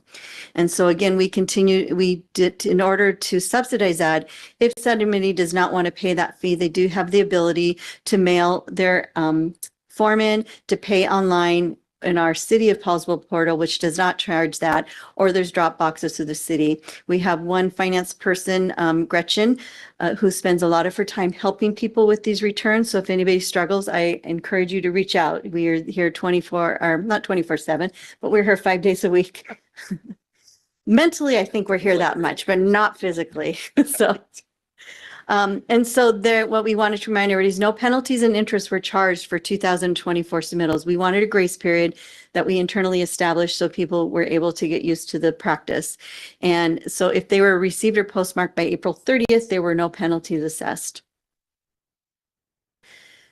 So reporting is due either quarterly or annually. Annual reporting for businesses who generate less than $100,000 taxable income per year, we ask that you file annually, which is one return at the end of the year. Those will be due by January 31st. Nonprofits are exempt unless they generate income and collect retail sales tax, which is remitted to the state. And so, but you still need to turn in 0 reports. And I know that has been, that is one item that will be addressed in the future B&O, model B&O ordinances. That is a state law. That is a rule under the model B&O ordinance. And we have to collect 0 returns based on that. It's not a city rule but we have worked, and the intention is to make that optional to cities where they implement that or not. And the city of Poulsbo, what I've heard from several of you, is to eliminate that requirement. So that is a goal of ours, is to get that where it's optional if you have $0. But that will be your deciding factor when we bring that ordinance forward. So it's not a done deal. Debbie doesn't get to decide. So the city is recording and tracking all the detail through spreadsheets at this time. And again, we're looking for those options. Right now, there weren't a lot of affordable software out there for this function, but I think it's becoming more predominant and we'll have a few more opportunities. One of the unintended benefits of this is we are verifying business licenses for the city of Poulsbo. So we are working with the clerk's department very closely in the state and determining if they have a business license with the endorsement in Poulsbo. So we've been able to help people get their business license current within Poulsbo, as well as collect B&O when they do have a business license. So a little crossover has helped us be a little more consistent. So here is just a number that we've continued to track for 2025, and mind you, these are manual, so there is subject to error in our counting, but they're pretty close to what we're seeing. So Q3 of 2024, there were about 526 filers, and the Q4 had 841, many because people filed their annual returns. The Q1 of 2025, we had about 500, and I don't have the updated numbers for the remainder of 25. I have the revenue projections. So at 2024, half a year, the budget was about 400,000. So we slightly exceeded that, about 504,000 for half a year in 24. In 2025, again, we are still in the midst of collecting the Q3 returns. As of the date that I pulled this report, we had collected about $936,000 in revenues. Our projection was $100,000 or was $1 million for 25. So this exceeds us, but I do have to point out that probably about $100,000 of those revenues actually applied to 2024 because of timing differences and people now knowing that they had to turn in a B&O. So we're continuing to monitor it and continuing to see what the trend is. So looking at 26, we do have a budget in there of right now of about $1.1 million. Well, not about, we do have a budget in there of $1.1 million. And looking at our history, and I've still got to work with, I'm still working with our city administrator and the mayor to come out with their proposed mid-biennium adjusted, is to increase that about 250,000. I still think it's conservative, but I do think we will meet that revenue projection. So again, what we're still working on. Sorry. Just a curiosity, the numbers on the data collection slide, you know, how does that capture like when Spirit Halloween pops up and, you know, they come and then they go? Is it captured in these numbers, something like that? Yes, if they're doing retail sales business, they have a business license and we will collect B&O on that taxes. And then if somebody, the business is sold and it transitions to someone else, do they have to open up a new one or does that transition with that sale? It all is tied to their business license. So if Okay. you had a new owner taking over Spirit of Halloween, they would have a new business license number and they would have a new business and occupation tax account. Okay, because I was just curious if there's some loopholes for like those pop-ups. Okay, all right, it's covered. Thank you. No, we try to capture those. So, but those are good thoughts. Which button I'm going for. So again, we're bringing the model ordinance will come forward, still being worked through AWC. We're asking for that change for the $0 requirements. That's going to be in the future. It won't be in this go around. And what we do want to talk about when we bring this forward is I know there's been a great discussion on establishing the exemption levels. For the finance department, it would be much simpler to have both the levels at the same because it's very confusing and hard for us to explain to people. It's also what you think is a great idea. And then when you get to processing, you have the questions come up that said, well, that's not as easy to figure out. You know, for some businesses, they do both wholesaling and retail. So are we submitting two different lines? So to equalize that. And I wanted to remind you that right now our exemptions are 125,000. This is higher than what the model ordinance requires for a minimum. I will also say is the city is not only have an exemption that's higher than the model ordinance, is how the model ordinance is written is the minimum gross revenues is $20,000. Once you hit that $20,000, everything becomes taxable. The city is recognizing that full exemption before they start collecting the taxes on those gross sales. So we are a little bit more generous than the model ordinance. And we can have that further discussion when we come back with the model ordinance and the council determines the limits. Yes. Just real quick to go back to the kind of Pam's question. But if somebody is operating and does not have a business license and is operating in the city, then we are not collecting this tax from them because we really don't have any mechanism to track them, correct? No, not unless we see by sight there's a business. I know sometimes if we know a business has popped up, then we will go and ask them to do a license. What we have found is some people have submitted their B&O tax and didn't have a license. So then we push them back to Department of Licensing to get their endorsement. We're trying to look at what licenses are active in the city, and we're going to be a little bit more proactive on collecting those taxes. But you're right, we don't have, but we can't fix what we don't know. Okay. So I'm just thinking of some of our little pop-up type cottage industries around that are a little more fly by night. And I think we've all seen at least one example. Yeah.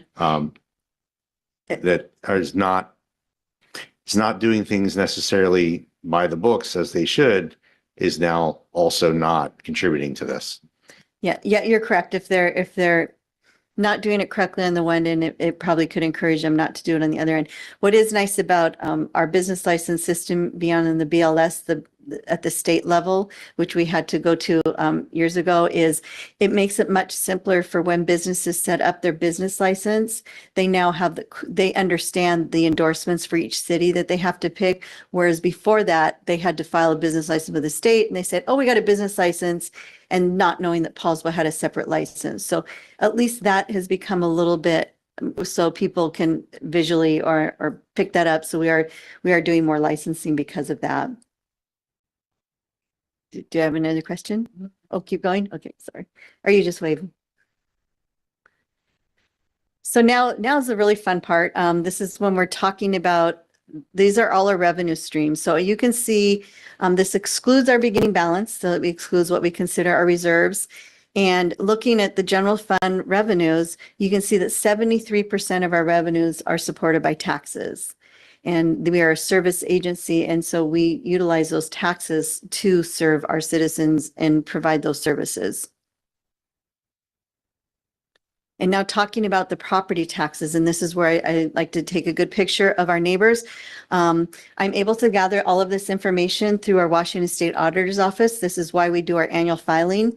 I will say that all of the numbers for 24 and as far as actual revenues are current for Bainbridge Island, Port Orchard, and Poulsbo. Bremerton still has not filed their 2024. I think they opened it up to make some error corrections. So Bremerton's numbers will be reflective of 23, a little bit of a year off. But if you look at the population distribution within the county, the total county has over 200, almost 289,000. And of that, 13,000 is Poulsbo. So we are the lowest percentage of the population in the county.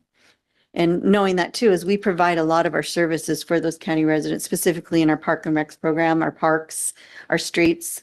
So we are the smallest pie, but we are serving quite a bit more than what our 5% represents.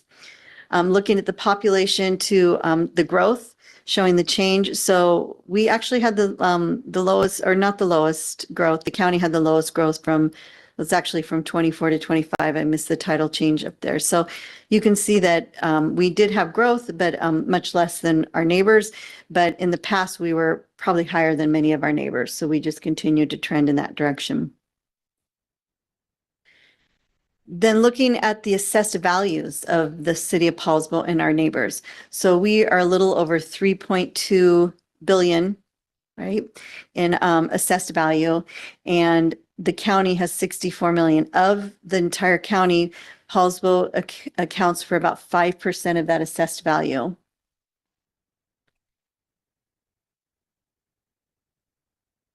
Then looking at the comparison of the city of the taxes, these are revenues that I said come right through our Washington State Auditor's Office. So you can see Bremerton numbers are 23.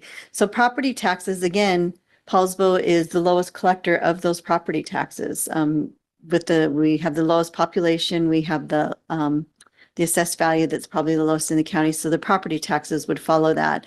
Our sales tax is about 32% of that, and utility taxes, 16%. They go all over the board. Bremerton has pretty high percentages. And then B&O taxes, so you'll see that number in 24 is significantly higher than what we looked at in the past. And other taxes make up those different categories. So of the general fund, 70% of our general fund is equated to taxes. And of those taxes, you can see those categories. Looking at the real estate excise tax, because this really is a good trend of what's going on in our county as to development and home sales.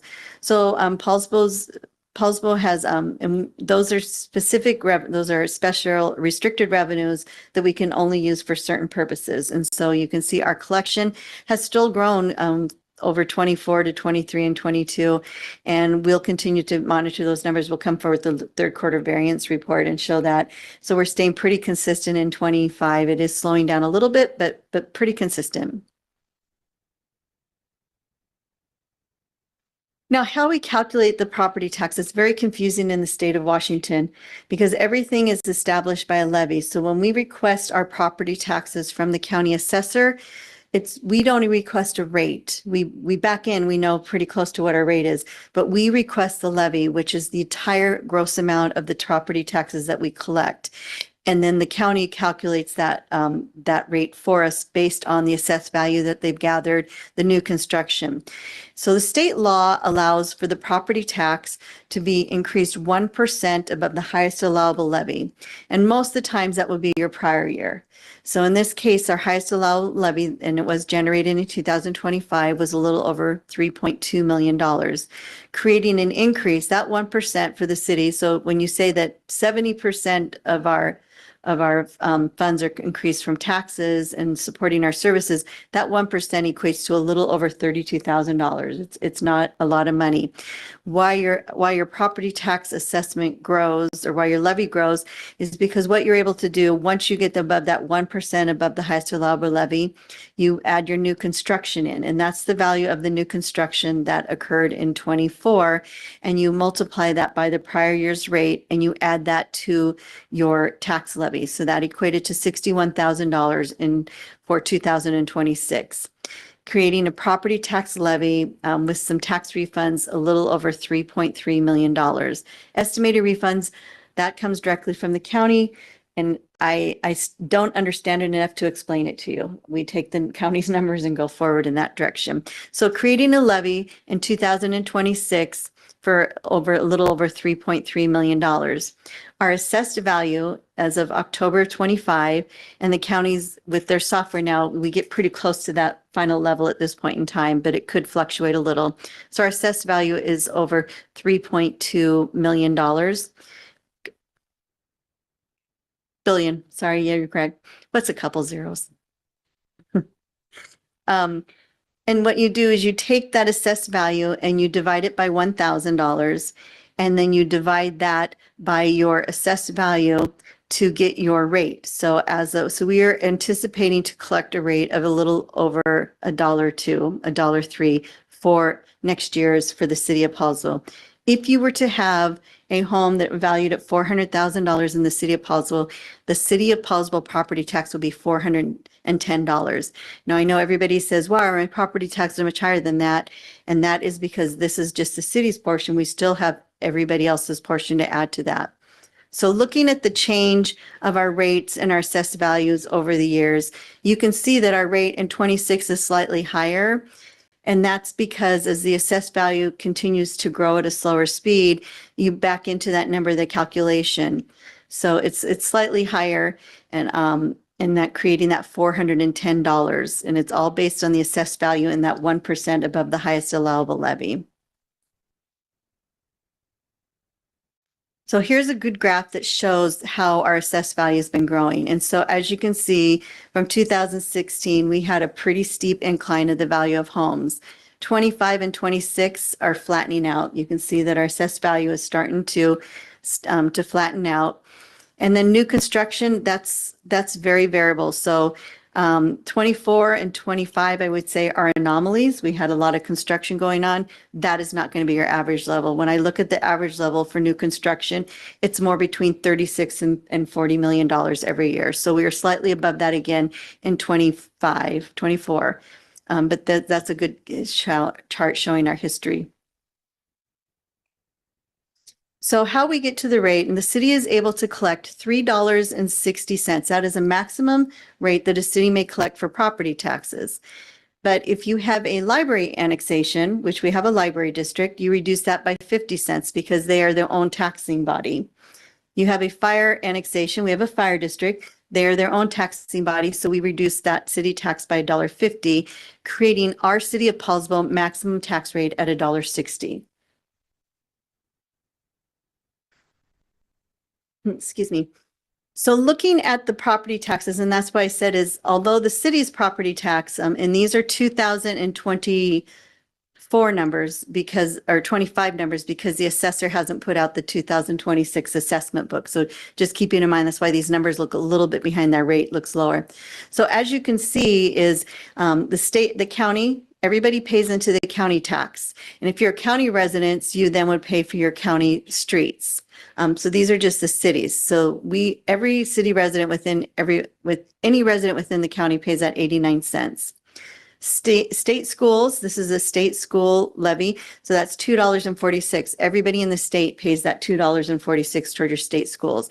Now, where they become variable is based on what we had talked about earlier, is the school district may go out for a lift, a capital lift. So those are all, when you go out for your operating levies, that's why those rates are all slightly different.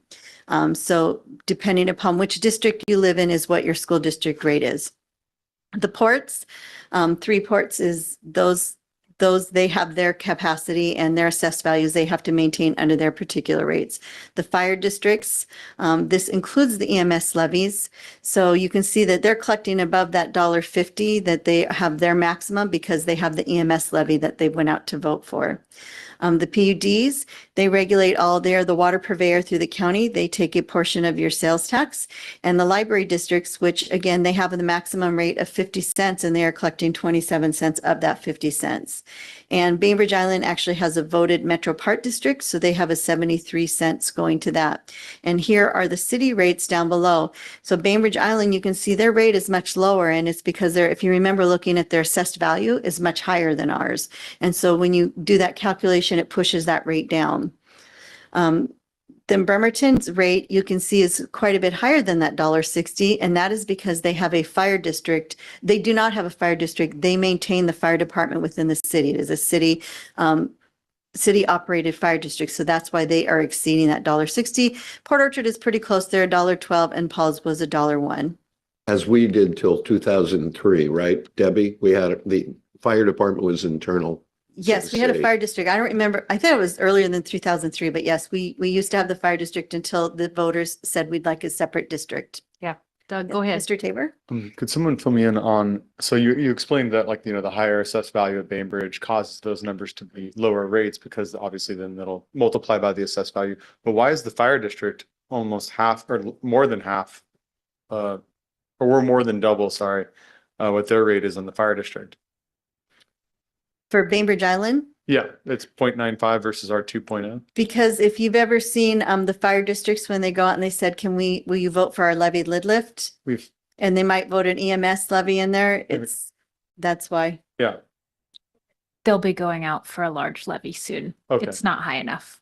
Well, Got it. remember also, these percentages are based on the assessed value of the properties. Okay, so you don't have to have nearly as big a rate if your base is enormous. I mean, the value of Bainbridge Island is huge. Yeah, it just caught my eye because all the other ones were, low, not as low as that one, but that makes sense that they're maybe running a little, they're going to need to go out for a levy on that. So it's a combination of Makes both. They're going to go out for levy lid lift, and also they get to expand their rate among many more properties and assessed values than the Bigger bulk and ones. it's more expensive. Yeah. Okay. So we'll continue to update the numbers with the county. I will say they're pretty close to what they are now. And then the final rate is we will bring this forward. We will not have a presentation, but the county will assess our levy that we send to the city, and the mayor will sign the certification. So we are able to collect that levy in 2026. So we will adopt the property tax ordinance on November 5th is the intention, and then the certification will send off to the county assessor, and that must be submitted by November 30th in order to collect that levy. So what we have coming up is, again, we're going to set the property tax levy in 2026. And then on November 5th, we are going to be very busy. The city administrator is going to work with the departments and bring forward the department presentations for the budget. And all of our departments will be here to answer questions. And then also some select departments who are managing capital projects will present their city improvement plan, the presentation of our capital plan that's been updated for 6 years. November 12th, we will have a public hearing. That is one public hearing required by state law for a mid-biennium process. If we were in the full budget process, we would have 2 public hearings regarding the budget. And those are 2 public hearings on top of tonight's revenue hearing, which is required by state law. And then we will looking for council recommendations of the requests. So there's some additional mid-biennium requests. As we develop the budget, the departments have said we need this funding to go forward. And so those recommendations will be coming forward that night. Yes. Thank you, Becky. Debbie, in terms of the schedule and dates, quick in relation to the business and occupation tax, we agreed to wait for a year to fully understand at least the minimum income. I know we're also looking at the model ordinance changes, which have to be looked at and adopted. If we were to make that adjustment, what's our window of opportunity to do it such that we wouldn't affect next year's budget and finalize that? So you're dealing with a balanced budget on our final adoption date of December 17th. I'm hoping to bring that ordinance forward probably the first December 3rd meeting. And then we would approve the budget with those adjustments in there. We based on conversations, and we can continue to address that on the 12th as well as, but based on council recommendations, I do feel that we have an idea of what that impact would be and moving forward. And that's why I'd also like to be a little conservative in our revenue increases for the B&O because adjusting for those. So then again, December 3rd, we will do the final review and approve of the biennial budget after the council provides the recommendations for additional funding. And the 17th will be the ordinance and the final adoption, and that usually does not have a presentation with it. It's the last hurrah of the season. So we have a 25 and 26 amended budget. Go ahead, Rick. Yeah, I just want to clarify what you just said. There has been suggestions that we would change the levels of the B&O, but we have not made a decision on that. Absolutely. That will be addressed when we bring forward the ordinance. Okay, because I still think we need to have a pretty serious conversation about that before we do anything. And absolutely. And that's why we reviewed the numbers. And that's why I've looked at other cities to see what their revenue collections are, what their rates are, and what the exemptions are. So you have a little more history to go over that. We could try the 5th, but it's a pretty packed agenda, but we definitely will hear about it the 5th and the 12th. Okay, but yeah, I'm just saying, I do not want that conversation to be jammed in and be quick. I think that needs to have the time it needs. Because we've glossed through a couple other times we've talked about money, and I don't want that to just end up being we'll just do it because it sort of got talked about. We need to have a real conversation about that. So most likely in my head is, Yeah, I'm not talking to you, Deb. I'm talking to the rest of the council. oh, no, I'm sorry. but I have to hear it because I have to do it. Yeah. Or work with you. I'm just saying that needs to be a real robust conversation before we make it. I want to say something here. If you have questions about these numbers, okay, pick up the phone, talk to City Administrator Gelder, get with Deb, ask your questions.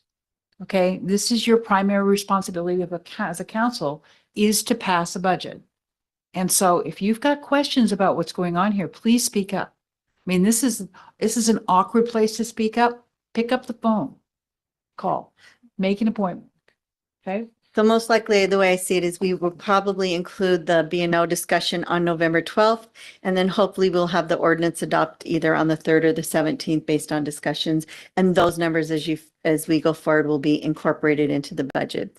And as we know, all good budgets, we want to lay out the best plan possible, but we do have the amendment process that will help us with any of those adjustments. So I think that's it for me, and we can open the public hearing, I guess.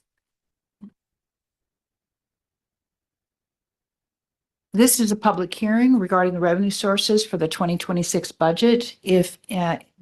Because it is a public hearing, if you have questions, you can step to the podium and you have 5 minutes to speak. So I'm calling for comment on the revenue projections presented. This is a public hearing. Any comments? Go ahead.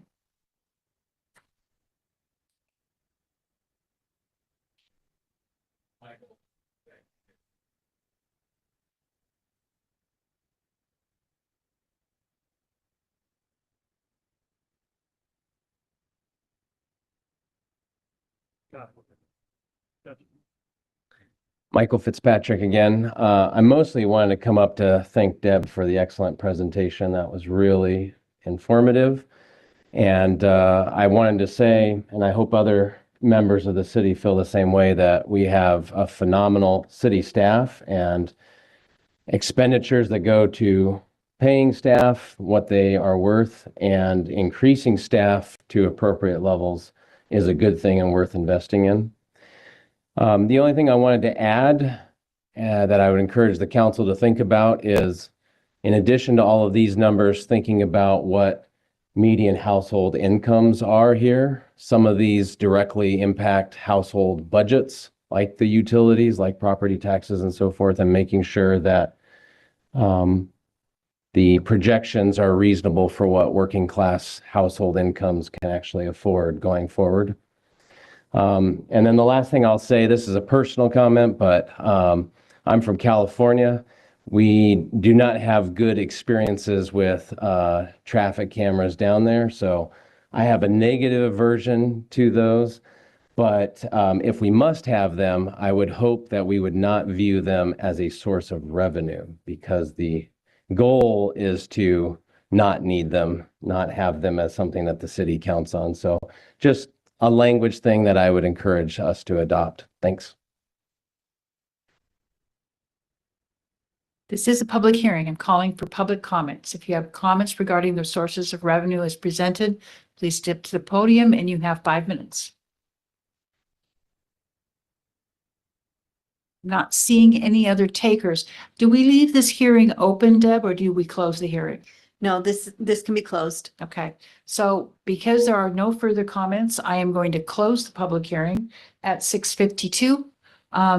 Thank you. Great presentation, Deb. Well done. Okay. Council, any comments or questions? Go ahead, Mr. Eckert. Yeah, no, I just, and Becky, I appreciate your last comment. We should reach out and talk to the staff on these issues, but I'm just gonna say, talking to the staff and doing research does not replace the council debating it in the meeting. So regardless of the conversations that we have with the staff, we still need to talk about it in the council meeting. All right. I'm not seeing any other further comments from the council. So with that, we're going to move on to the next agenda item. Is that okay? All right. That's a business item 9C, Housing Kitsap Nordic Cottage Property Management Agreement. And this is Kim Hendrickson and team.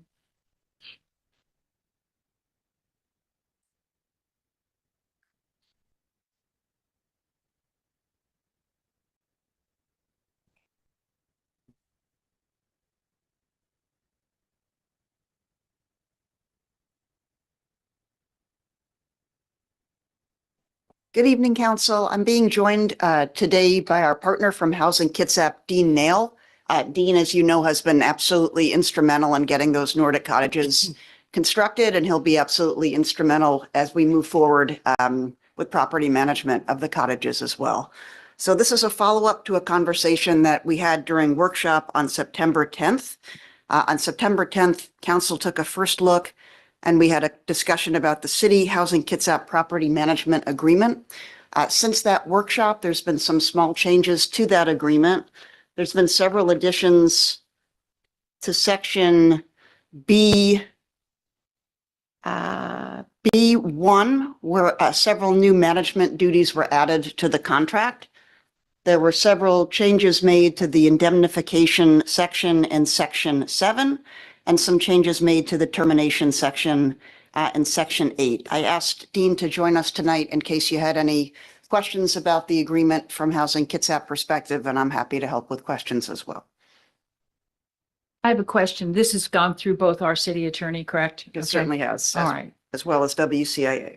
Okay, questions for, go ahead, Mr. McVeigh. Thank you, Mayor. We've had a pretty thorough previous conversation about this, so I don't have any specific questions about the agreement, but I would appreciate an update on where we're at. I know we had quite a few people apply to live in Nordic cottages. I'm wondering if we have selected the residents yet, when they might be able to move in. If we could get a little update on that, I'd sure appreciate it. Yeah, I'll say a few words and then I'll turn it over to Dean. In talking to Housing Kitsap this afternoon about the status of the resident selection process, several candidates for the cottages have already been identified, are submitting their paperwork and are going through the interview process now. As you know, a total of 8 residents will be selected. I believe there are 4 people that have made it almost all the way through the process, with others coming very close behind them. Dean, can you add anything to that? I actually did ask for a specific update on that because I expected it to come up tonight. And they weren't able to identify 5 are ready to move in or whatever, but I do know that they've got one that is basically just waiting. So it's been approved and waiting. And they had to go back out for more because there were several that actually weren't qualified. So as it turns out, the process has been a little bit longer than expected, but we're waiting for the agreement to get in place and we'll start leasing as soon as possible. Thank you. One interesting thing that we learned from the process, how important that criteria preference was to favor people that live and work in those 3 zip codes that council identified as being your priority areas. We had please correct me if I'm wrong, about 75 completed applications. But of those 75, it really was only a dozen that met that zip code preference criteria. The process is working. It's given us a chance to really focus on folks that live and work in the Poulsbo area and see what we can do to get those folks housed in a priority way. Mr. Tabor. I was actually going to ask how many people applied and then just compliment that the process taking longer is probably a sign that it's working, you know. So I appreciate the being thorough. Yeah, thanks, Councilmember. The total number of applicants was a little bit closer to 100. Not every applicant was completed and had all the requisite information. So completed applications, my estimate is around 75. Does that seem about right? I actually heard a little bit less, in the 60s. Oh, in the 60s. Yeah. Yeah. Okay. Any further questions regarding this? Once again, we're going forward. Pam, go ahead. Yeah, I was just curious, for applicants that do qualify, they move in, it's all successful. I seriously doubt that there'll be folks that will move out like within a year or 2 years, but say something like that occurs, and it's a fortunate situation why they move out. Is there a wait list being curated from these current applicants and giving them a window or opportunity to possibly move in if they meet that criteria, or does the whole process start again? No, the wait list stays. And so we would just pull until the wait list is depleted, and then we'd advertise again. So. Okay, any further questions? And if there are none, there's a motion that needs to I'd be be. happy to make a motion, Mayor. Yeah, I was just gonna say, do you have plans to come back at some point here and let us know once folks have moved in? Kind of where we stand and how that went, and It's a great idea, Councilmember. Absolutely. thank you. Mr. McVeigh. Move to approve the Nordic Cottages Property Management Agreement with Housing Kitsap and authorize the mayor to sign the agreement. Second. We have a motion and second. Any further discussion? Seeing and hearing none. Mr. Tabor. Tabor, aye. Pro, aye. Sterda. Eckert, aye. McVeigh, aye. Lived all. Bill, aye. Yay. Good news. Thank you. Okay, now we're moving on to the Rotary Memorial Community Park Retaining Wall Construction Contract Award. And this is Joy.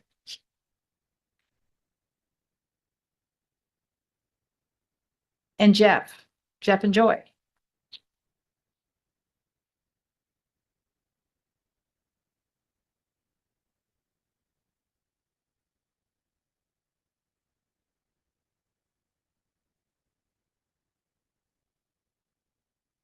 Why don't you just.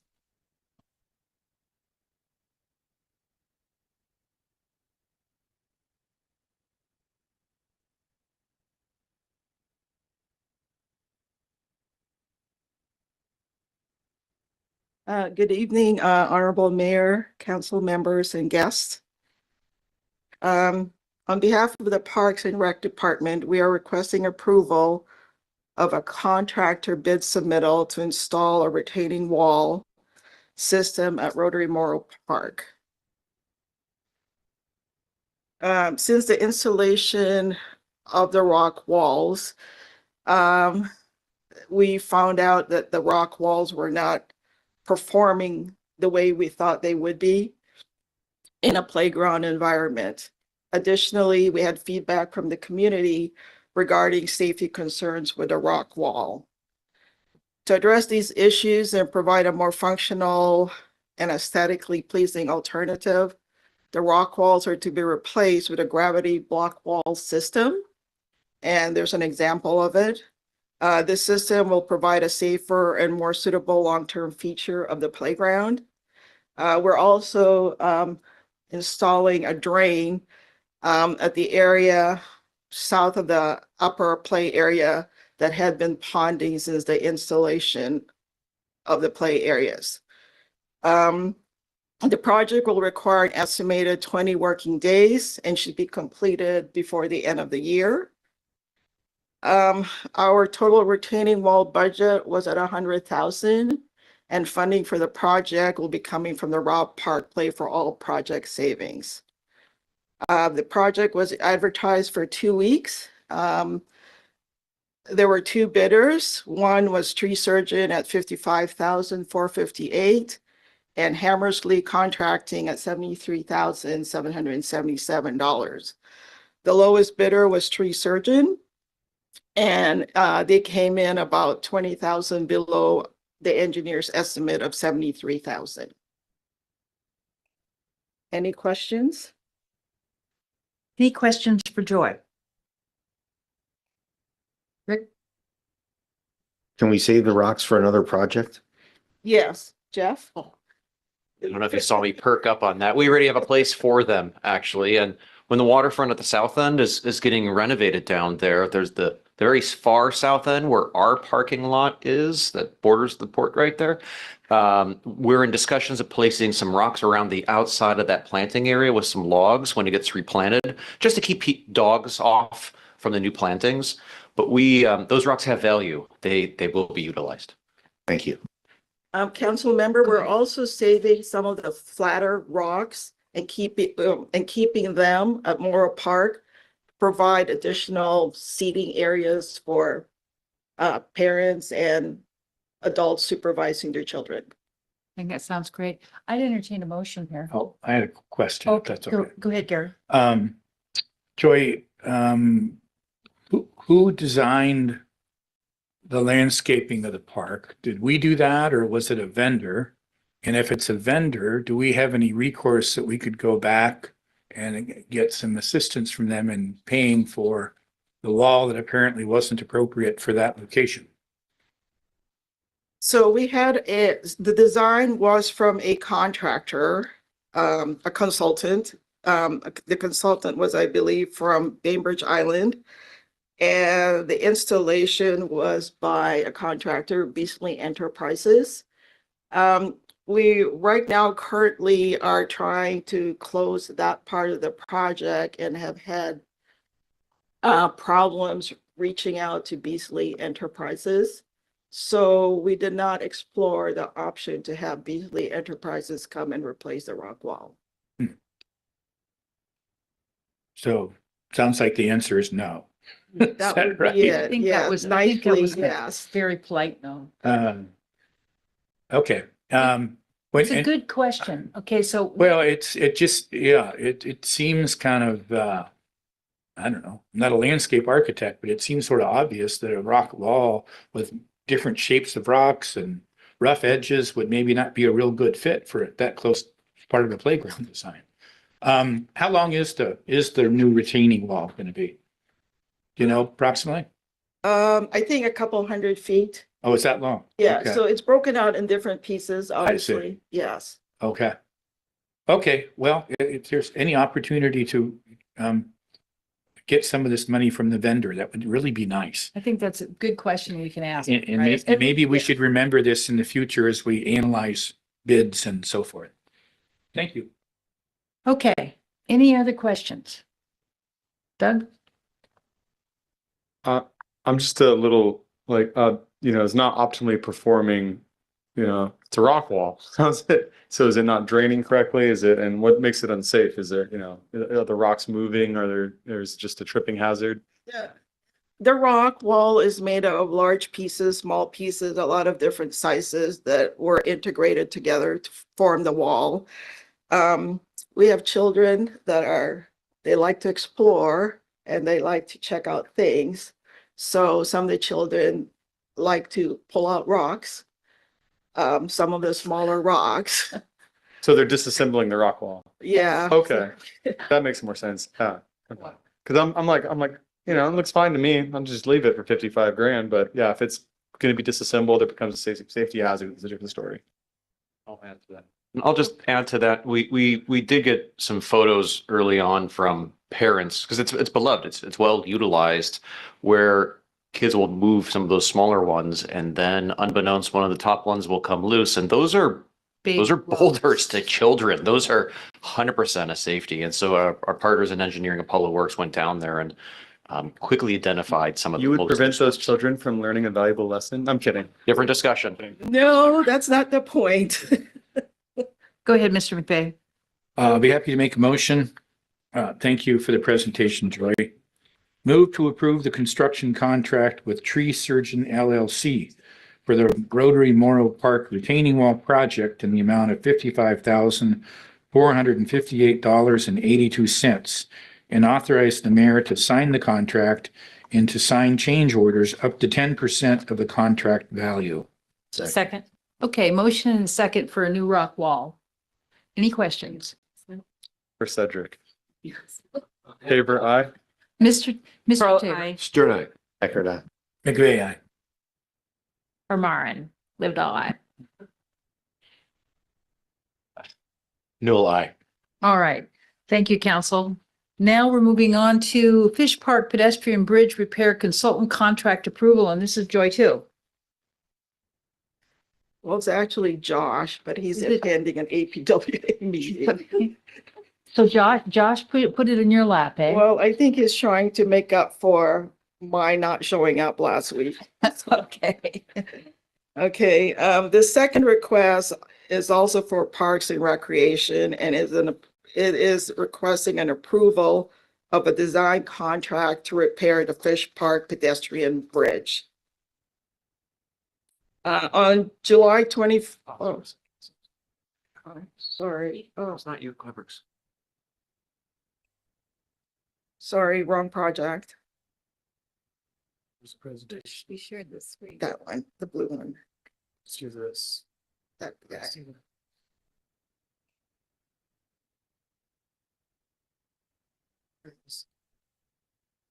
Oh, thank you. Thank you. Okay, go ahead, Joy. No, I said not moving. But then that's slide.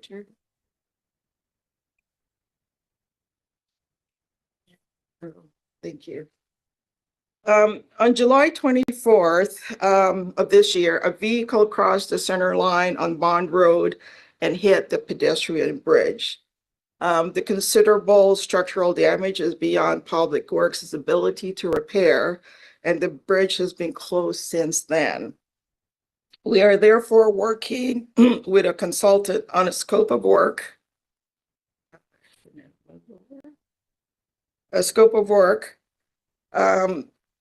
That includes performing a structural assessment of the damage, coming up with plans to repair the bridge, and provide a cost estimate for these repairs.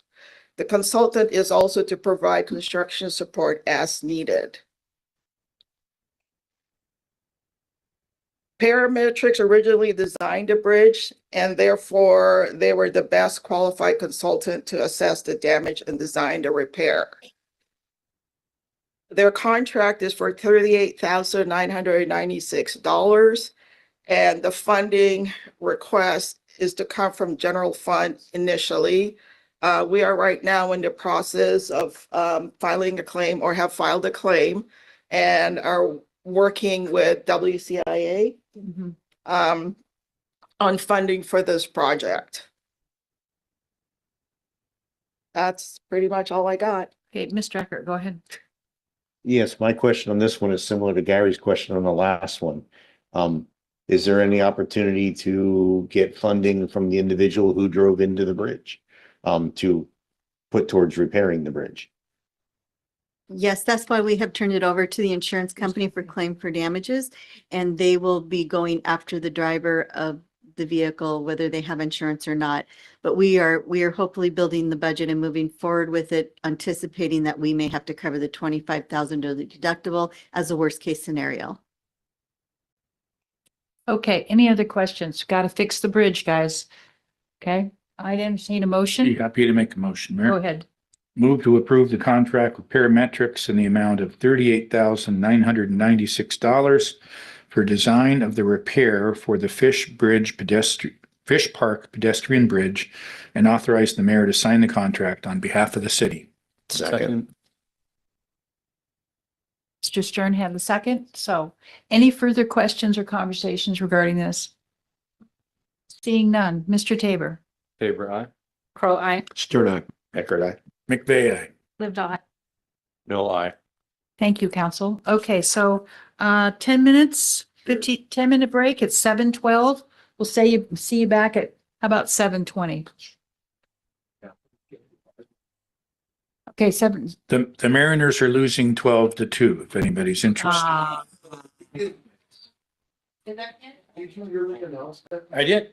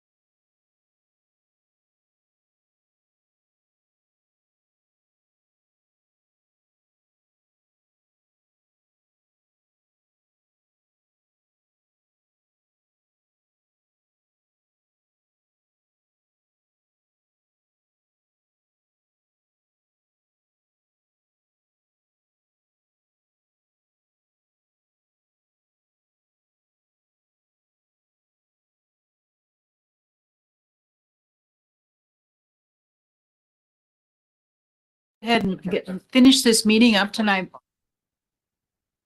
We have a wonderful lady here from the Kitsap County, Kitsap Conservation District. We're talking about annexation. Would you like to introduce yourself to the council? Just Okay, pick a mic, any mic. there we go. Can you hear me now? Yeah. Yeah. So I'm passing around my business card in case you have questions afterward. But I'm Joy Garatone. I'm with the Kitsap Conservation District. And I've been there for 35 years, which is a long time. I think what I'm going to tell you tonight is probably true. Simply because I think I've done it already. So, yeah. So I'm familiar with a couple of you, your mayor and with Rob Gelder. And I think it's a Diane we've met before. We did some work with City of Poulsbo. We reckoned it was probably before COVID, so 17, 18 maybe. We did some rain garden work. I don't remember the reason that we started that work, but it was popular, and I think those facilities are still existing. So the reason I come tonight, though, is because you're our neighbor, but you're not quite our neighbor as a district. And the thing I approached the mayor with is that we'd like to annex you into our conservation district boundaries, which is really simple to do. But it can't be done without, having this discussion. So let's see if I can. I'm going to introduce you to some of the stuff that we do and what the benefit of being in the annexation with the district is. One of the first things you might consider is anybody would be worried about, what does it cost? That's really a foremost question. And it doesn't really cost you anything unless you decide to contract with us for a specific job that you want us to do. So being part of the district just sort of takes the whole that exists for the city of Poulsbo boundaries and erases that borderline for our services. Our services are largely paid for by grants. We have a contract that is very important to us with the county for stormwater, surface water, agriculture. And I'm going to talk to that end about what we've got here. So these pictures are our 3-pillar programs, and we do agricultural planning, education, rescue in the sense that the farmer sometimes needs a little help. We do this middle picture is a stormwater cistern that's collecting the roof water that's coming down at a farm, and then they are using it for growing purposes. And then the third pillar is our backyard habitat and planting, native plant planting program. So they are kind of designed towards stormwater. One of the principal things that is important is that stormwater and clean water are synonymous or not in so many ways. And so having us do that work makes a big difference, sometimes just to the landowner, oftentimes for permitting purposes for stormwater. That's one of our big things. I'm going to abbreviate this in some ways so I don't talk your head off, but this poor little guy has been hanging out in his barn. And this is not an uncommon sight. I don't know if you've ever seen this happening around your neighborhood or around the city. There probably aren't a lot of agricultural sites that have livestock on them, but either way, this water is dirty water, and it will get into fish streams and could get into wells, could get into other stormwater direction that you have. This is something that we build rather than have the waste be out in the paddock. And this is a really state-of-the-art situation. And we build these kinds of structures with the help of grants that people get through us. Oftentimes that comes from the State Conservation Commission. I should add in here somewhere there are 45 districts in the state. So we are just usually directed by the county lines.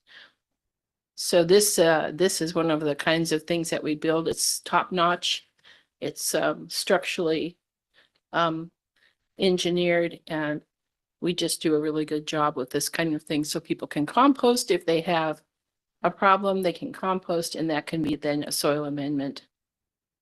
Go ahead. Joy, quick question. Thanks, Yeah. Becky. Are you doing code enforcement, meaning the district, or are you just responding to folks with education and facilities? Good question. We're non-regulatory.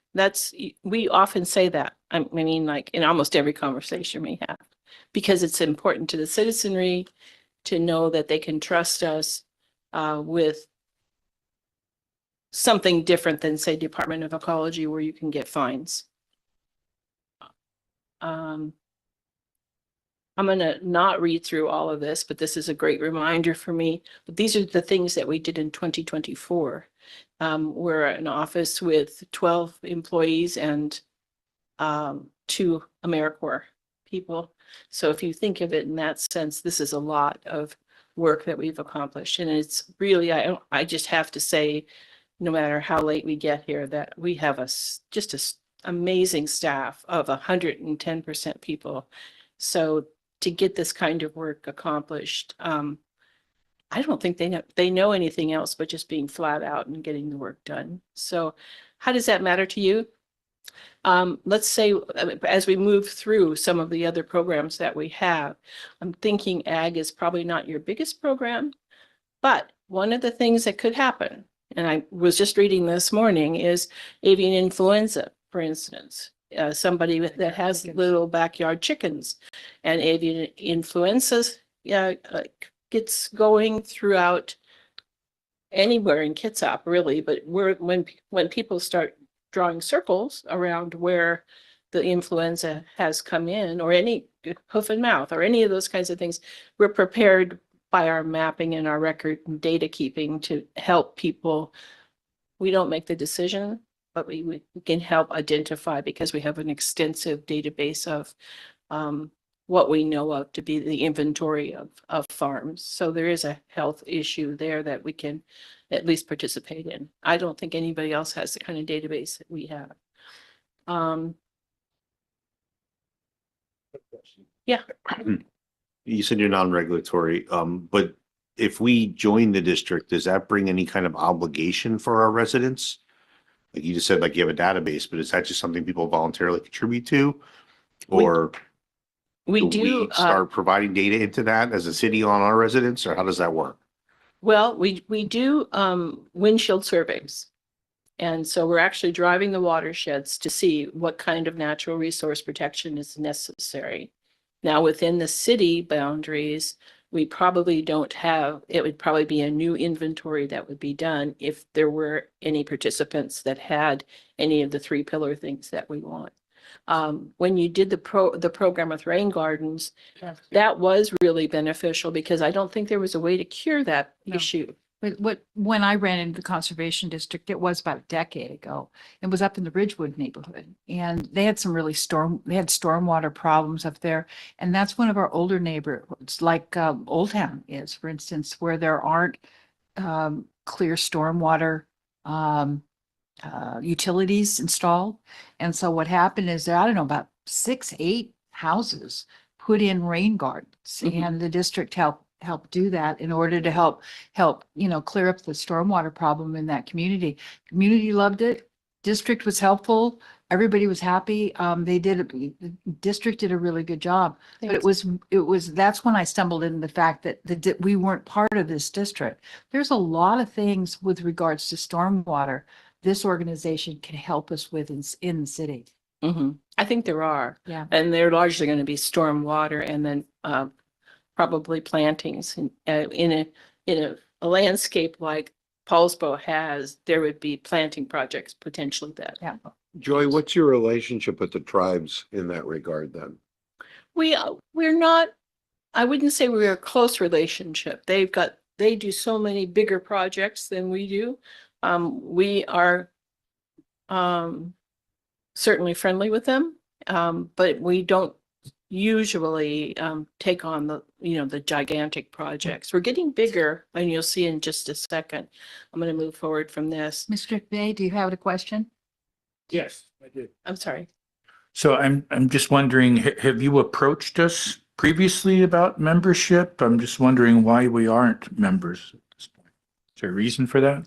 It's a bookkeeping thing. Yeah, you would think in 35 years I'd have that figured out. Okay. But it's a moving target kind of down at the commission. And over some of those decades, they Okay. really weren't paying attention about who was and who isn't within our boundaries. And they never really helped us very much to know how we would invite you and, get you into the district. It Okay. is codified and it's part of the RCWs of how districts are generated. But when it comes to a city, since you have your own jurisdiction about things, we have to go through this process of explaining to you what we do and Okay. then helping you to get the paperwork signed. Once that's signed, it goes to the commission.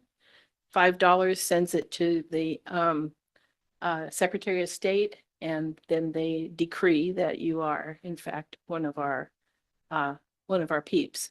Now, what does that get you? Probably nothing in the beginning, but we're happy to work within the city to do more rain gardens or to do plantings or collaborate in some other way with the Parks Department projects, perhaps. We can only fund you with the funding that we get from the Conservation Commission. Our largest funder is the county, and so those funds can't be used within the city boundaries, no matter what we do. But we write grants continuously in order to pay our way out in the community. So there's no cost to join. No. There's no annual membership fee. No. Is that right? Okay. Except our barbecue in August. Okay. You have to Um, come to our barbecue. And Mayor, I don't know, have you talked with staff at all? I mean, would it be another layer of oversight that could slow projects unnecessarily? I'm looking for any potential downside to, I mean, it looks like they do interesting work, given our interest in keeping Liberty Bay clean. But I mean, is there what's the downside, if any? I'm not really seeing any downside.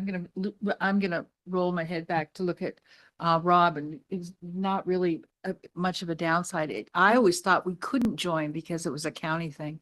And so I was so glad when it popped up that we actually could join, and because there's so many benefits to it. So Yeah, I think one of the main reasons that the county is such a large supporter of the conservation district is that partnership helps the county fulfill their NPDES requirements on some level. So they're just a great opportunity for us to collaborate and partner in terms of what our obligations are. But I think one of the real powers of the conservation district is they're able to work on a parcel by parcel with a homeowner kind of basis.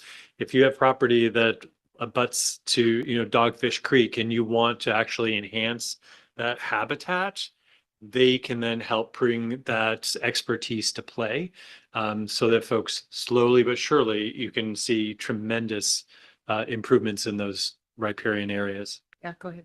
Rob, as city administrator, if people were interested, which department would you see this filtering through to make the contact? Planning, parks, public works?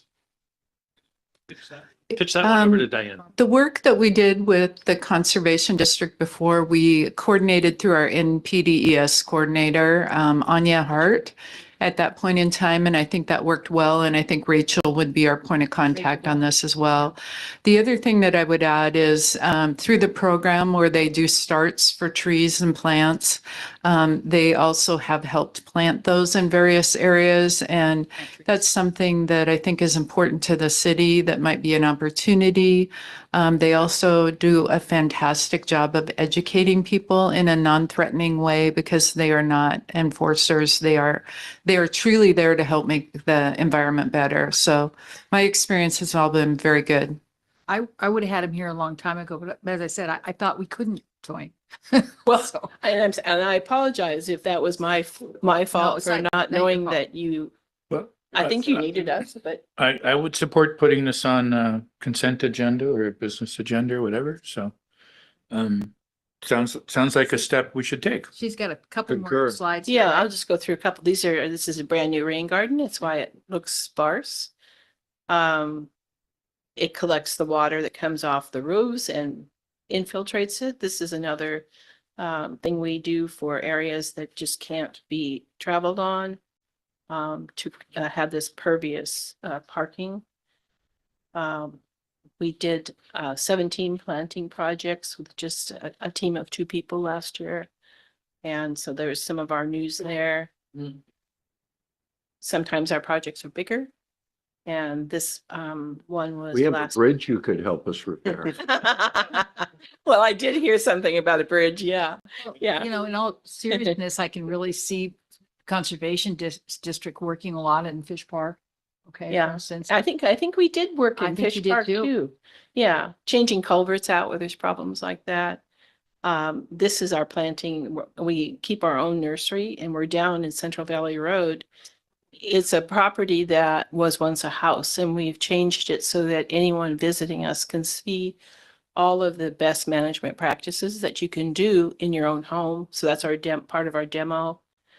And this is another planting. Those are to keep the deer and the beavers and rabbit from eating the.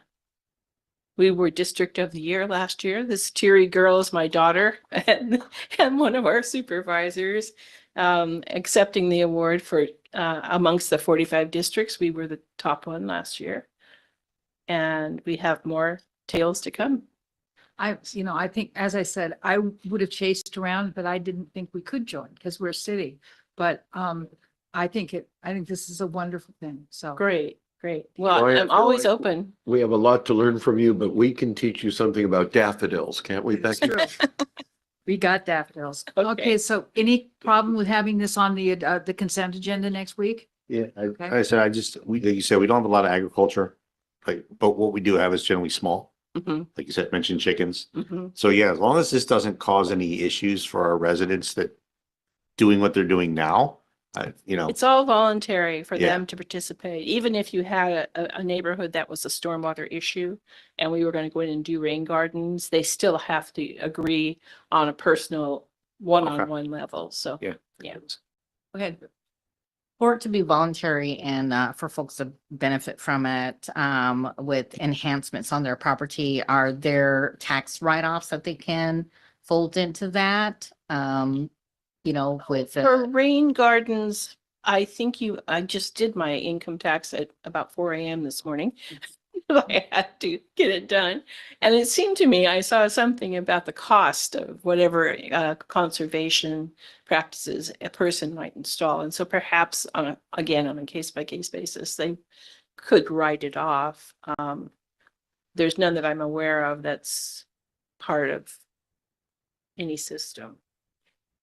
Okay, so I think we have a resounding yes. We'll get it Okay. on the consent agenda. I do want to thank you for taking the time to come and be here with us tonight and waiting through the whole meeting. No, So- that's fine. That's fine. I appreciate your time to Madam- talk about this. Yeah. Hey, Madam Mayor, just a quick question. So we have a draft petition that Joy provided us. That does not, does the petition require a signature of every council member? No, I don't think so. I think it requires definitely Mayor Erickson's and possibly yours would be a good one to have on there. And then council members as they are available. So just because the sample we did not have a line for everyone, but I'd like to just amend that to have a line for every. Yeah, I mean, you council can member do that if you'd like. That's fine too.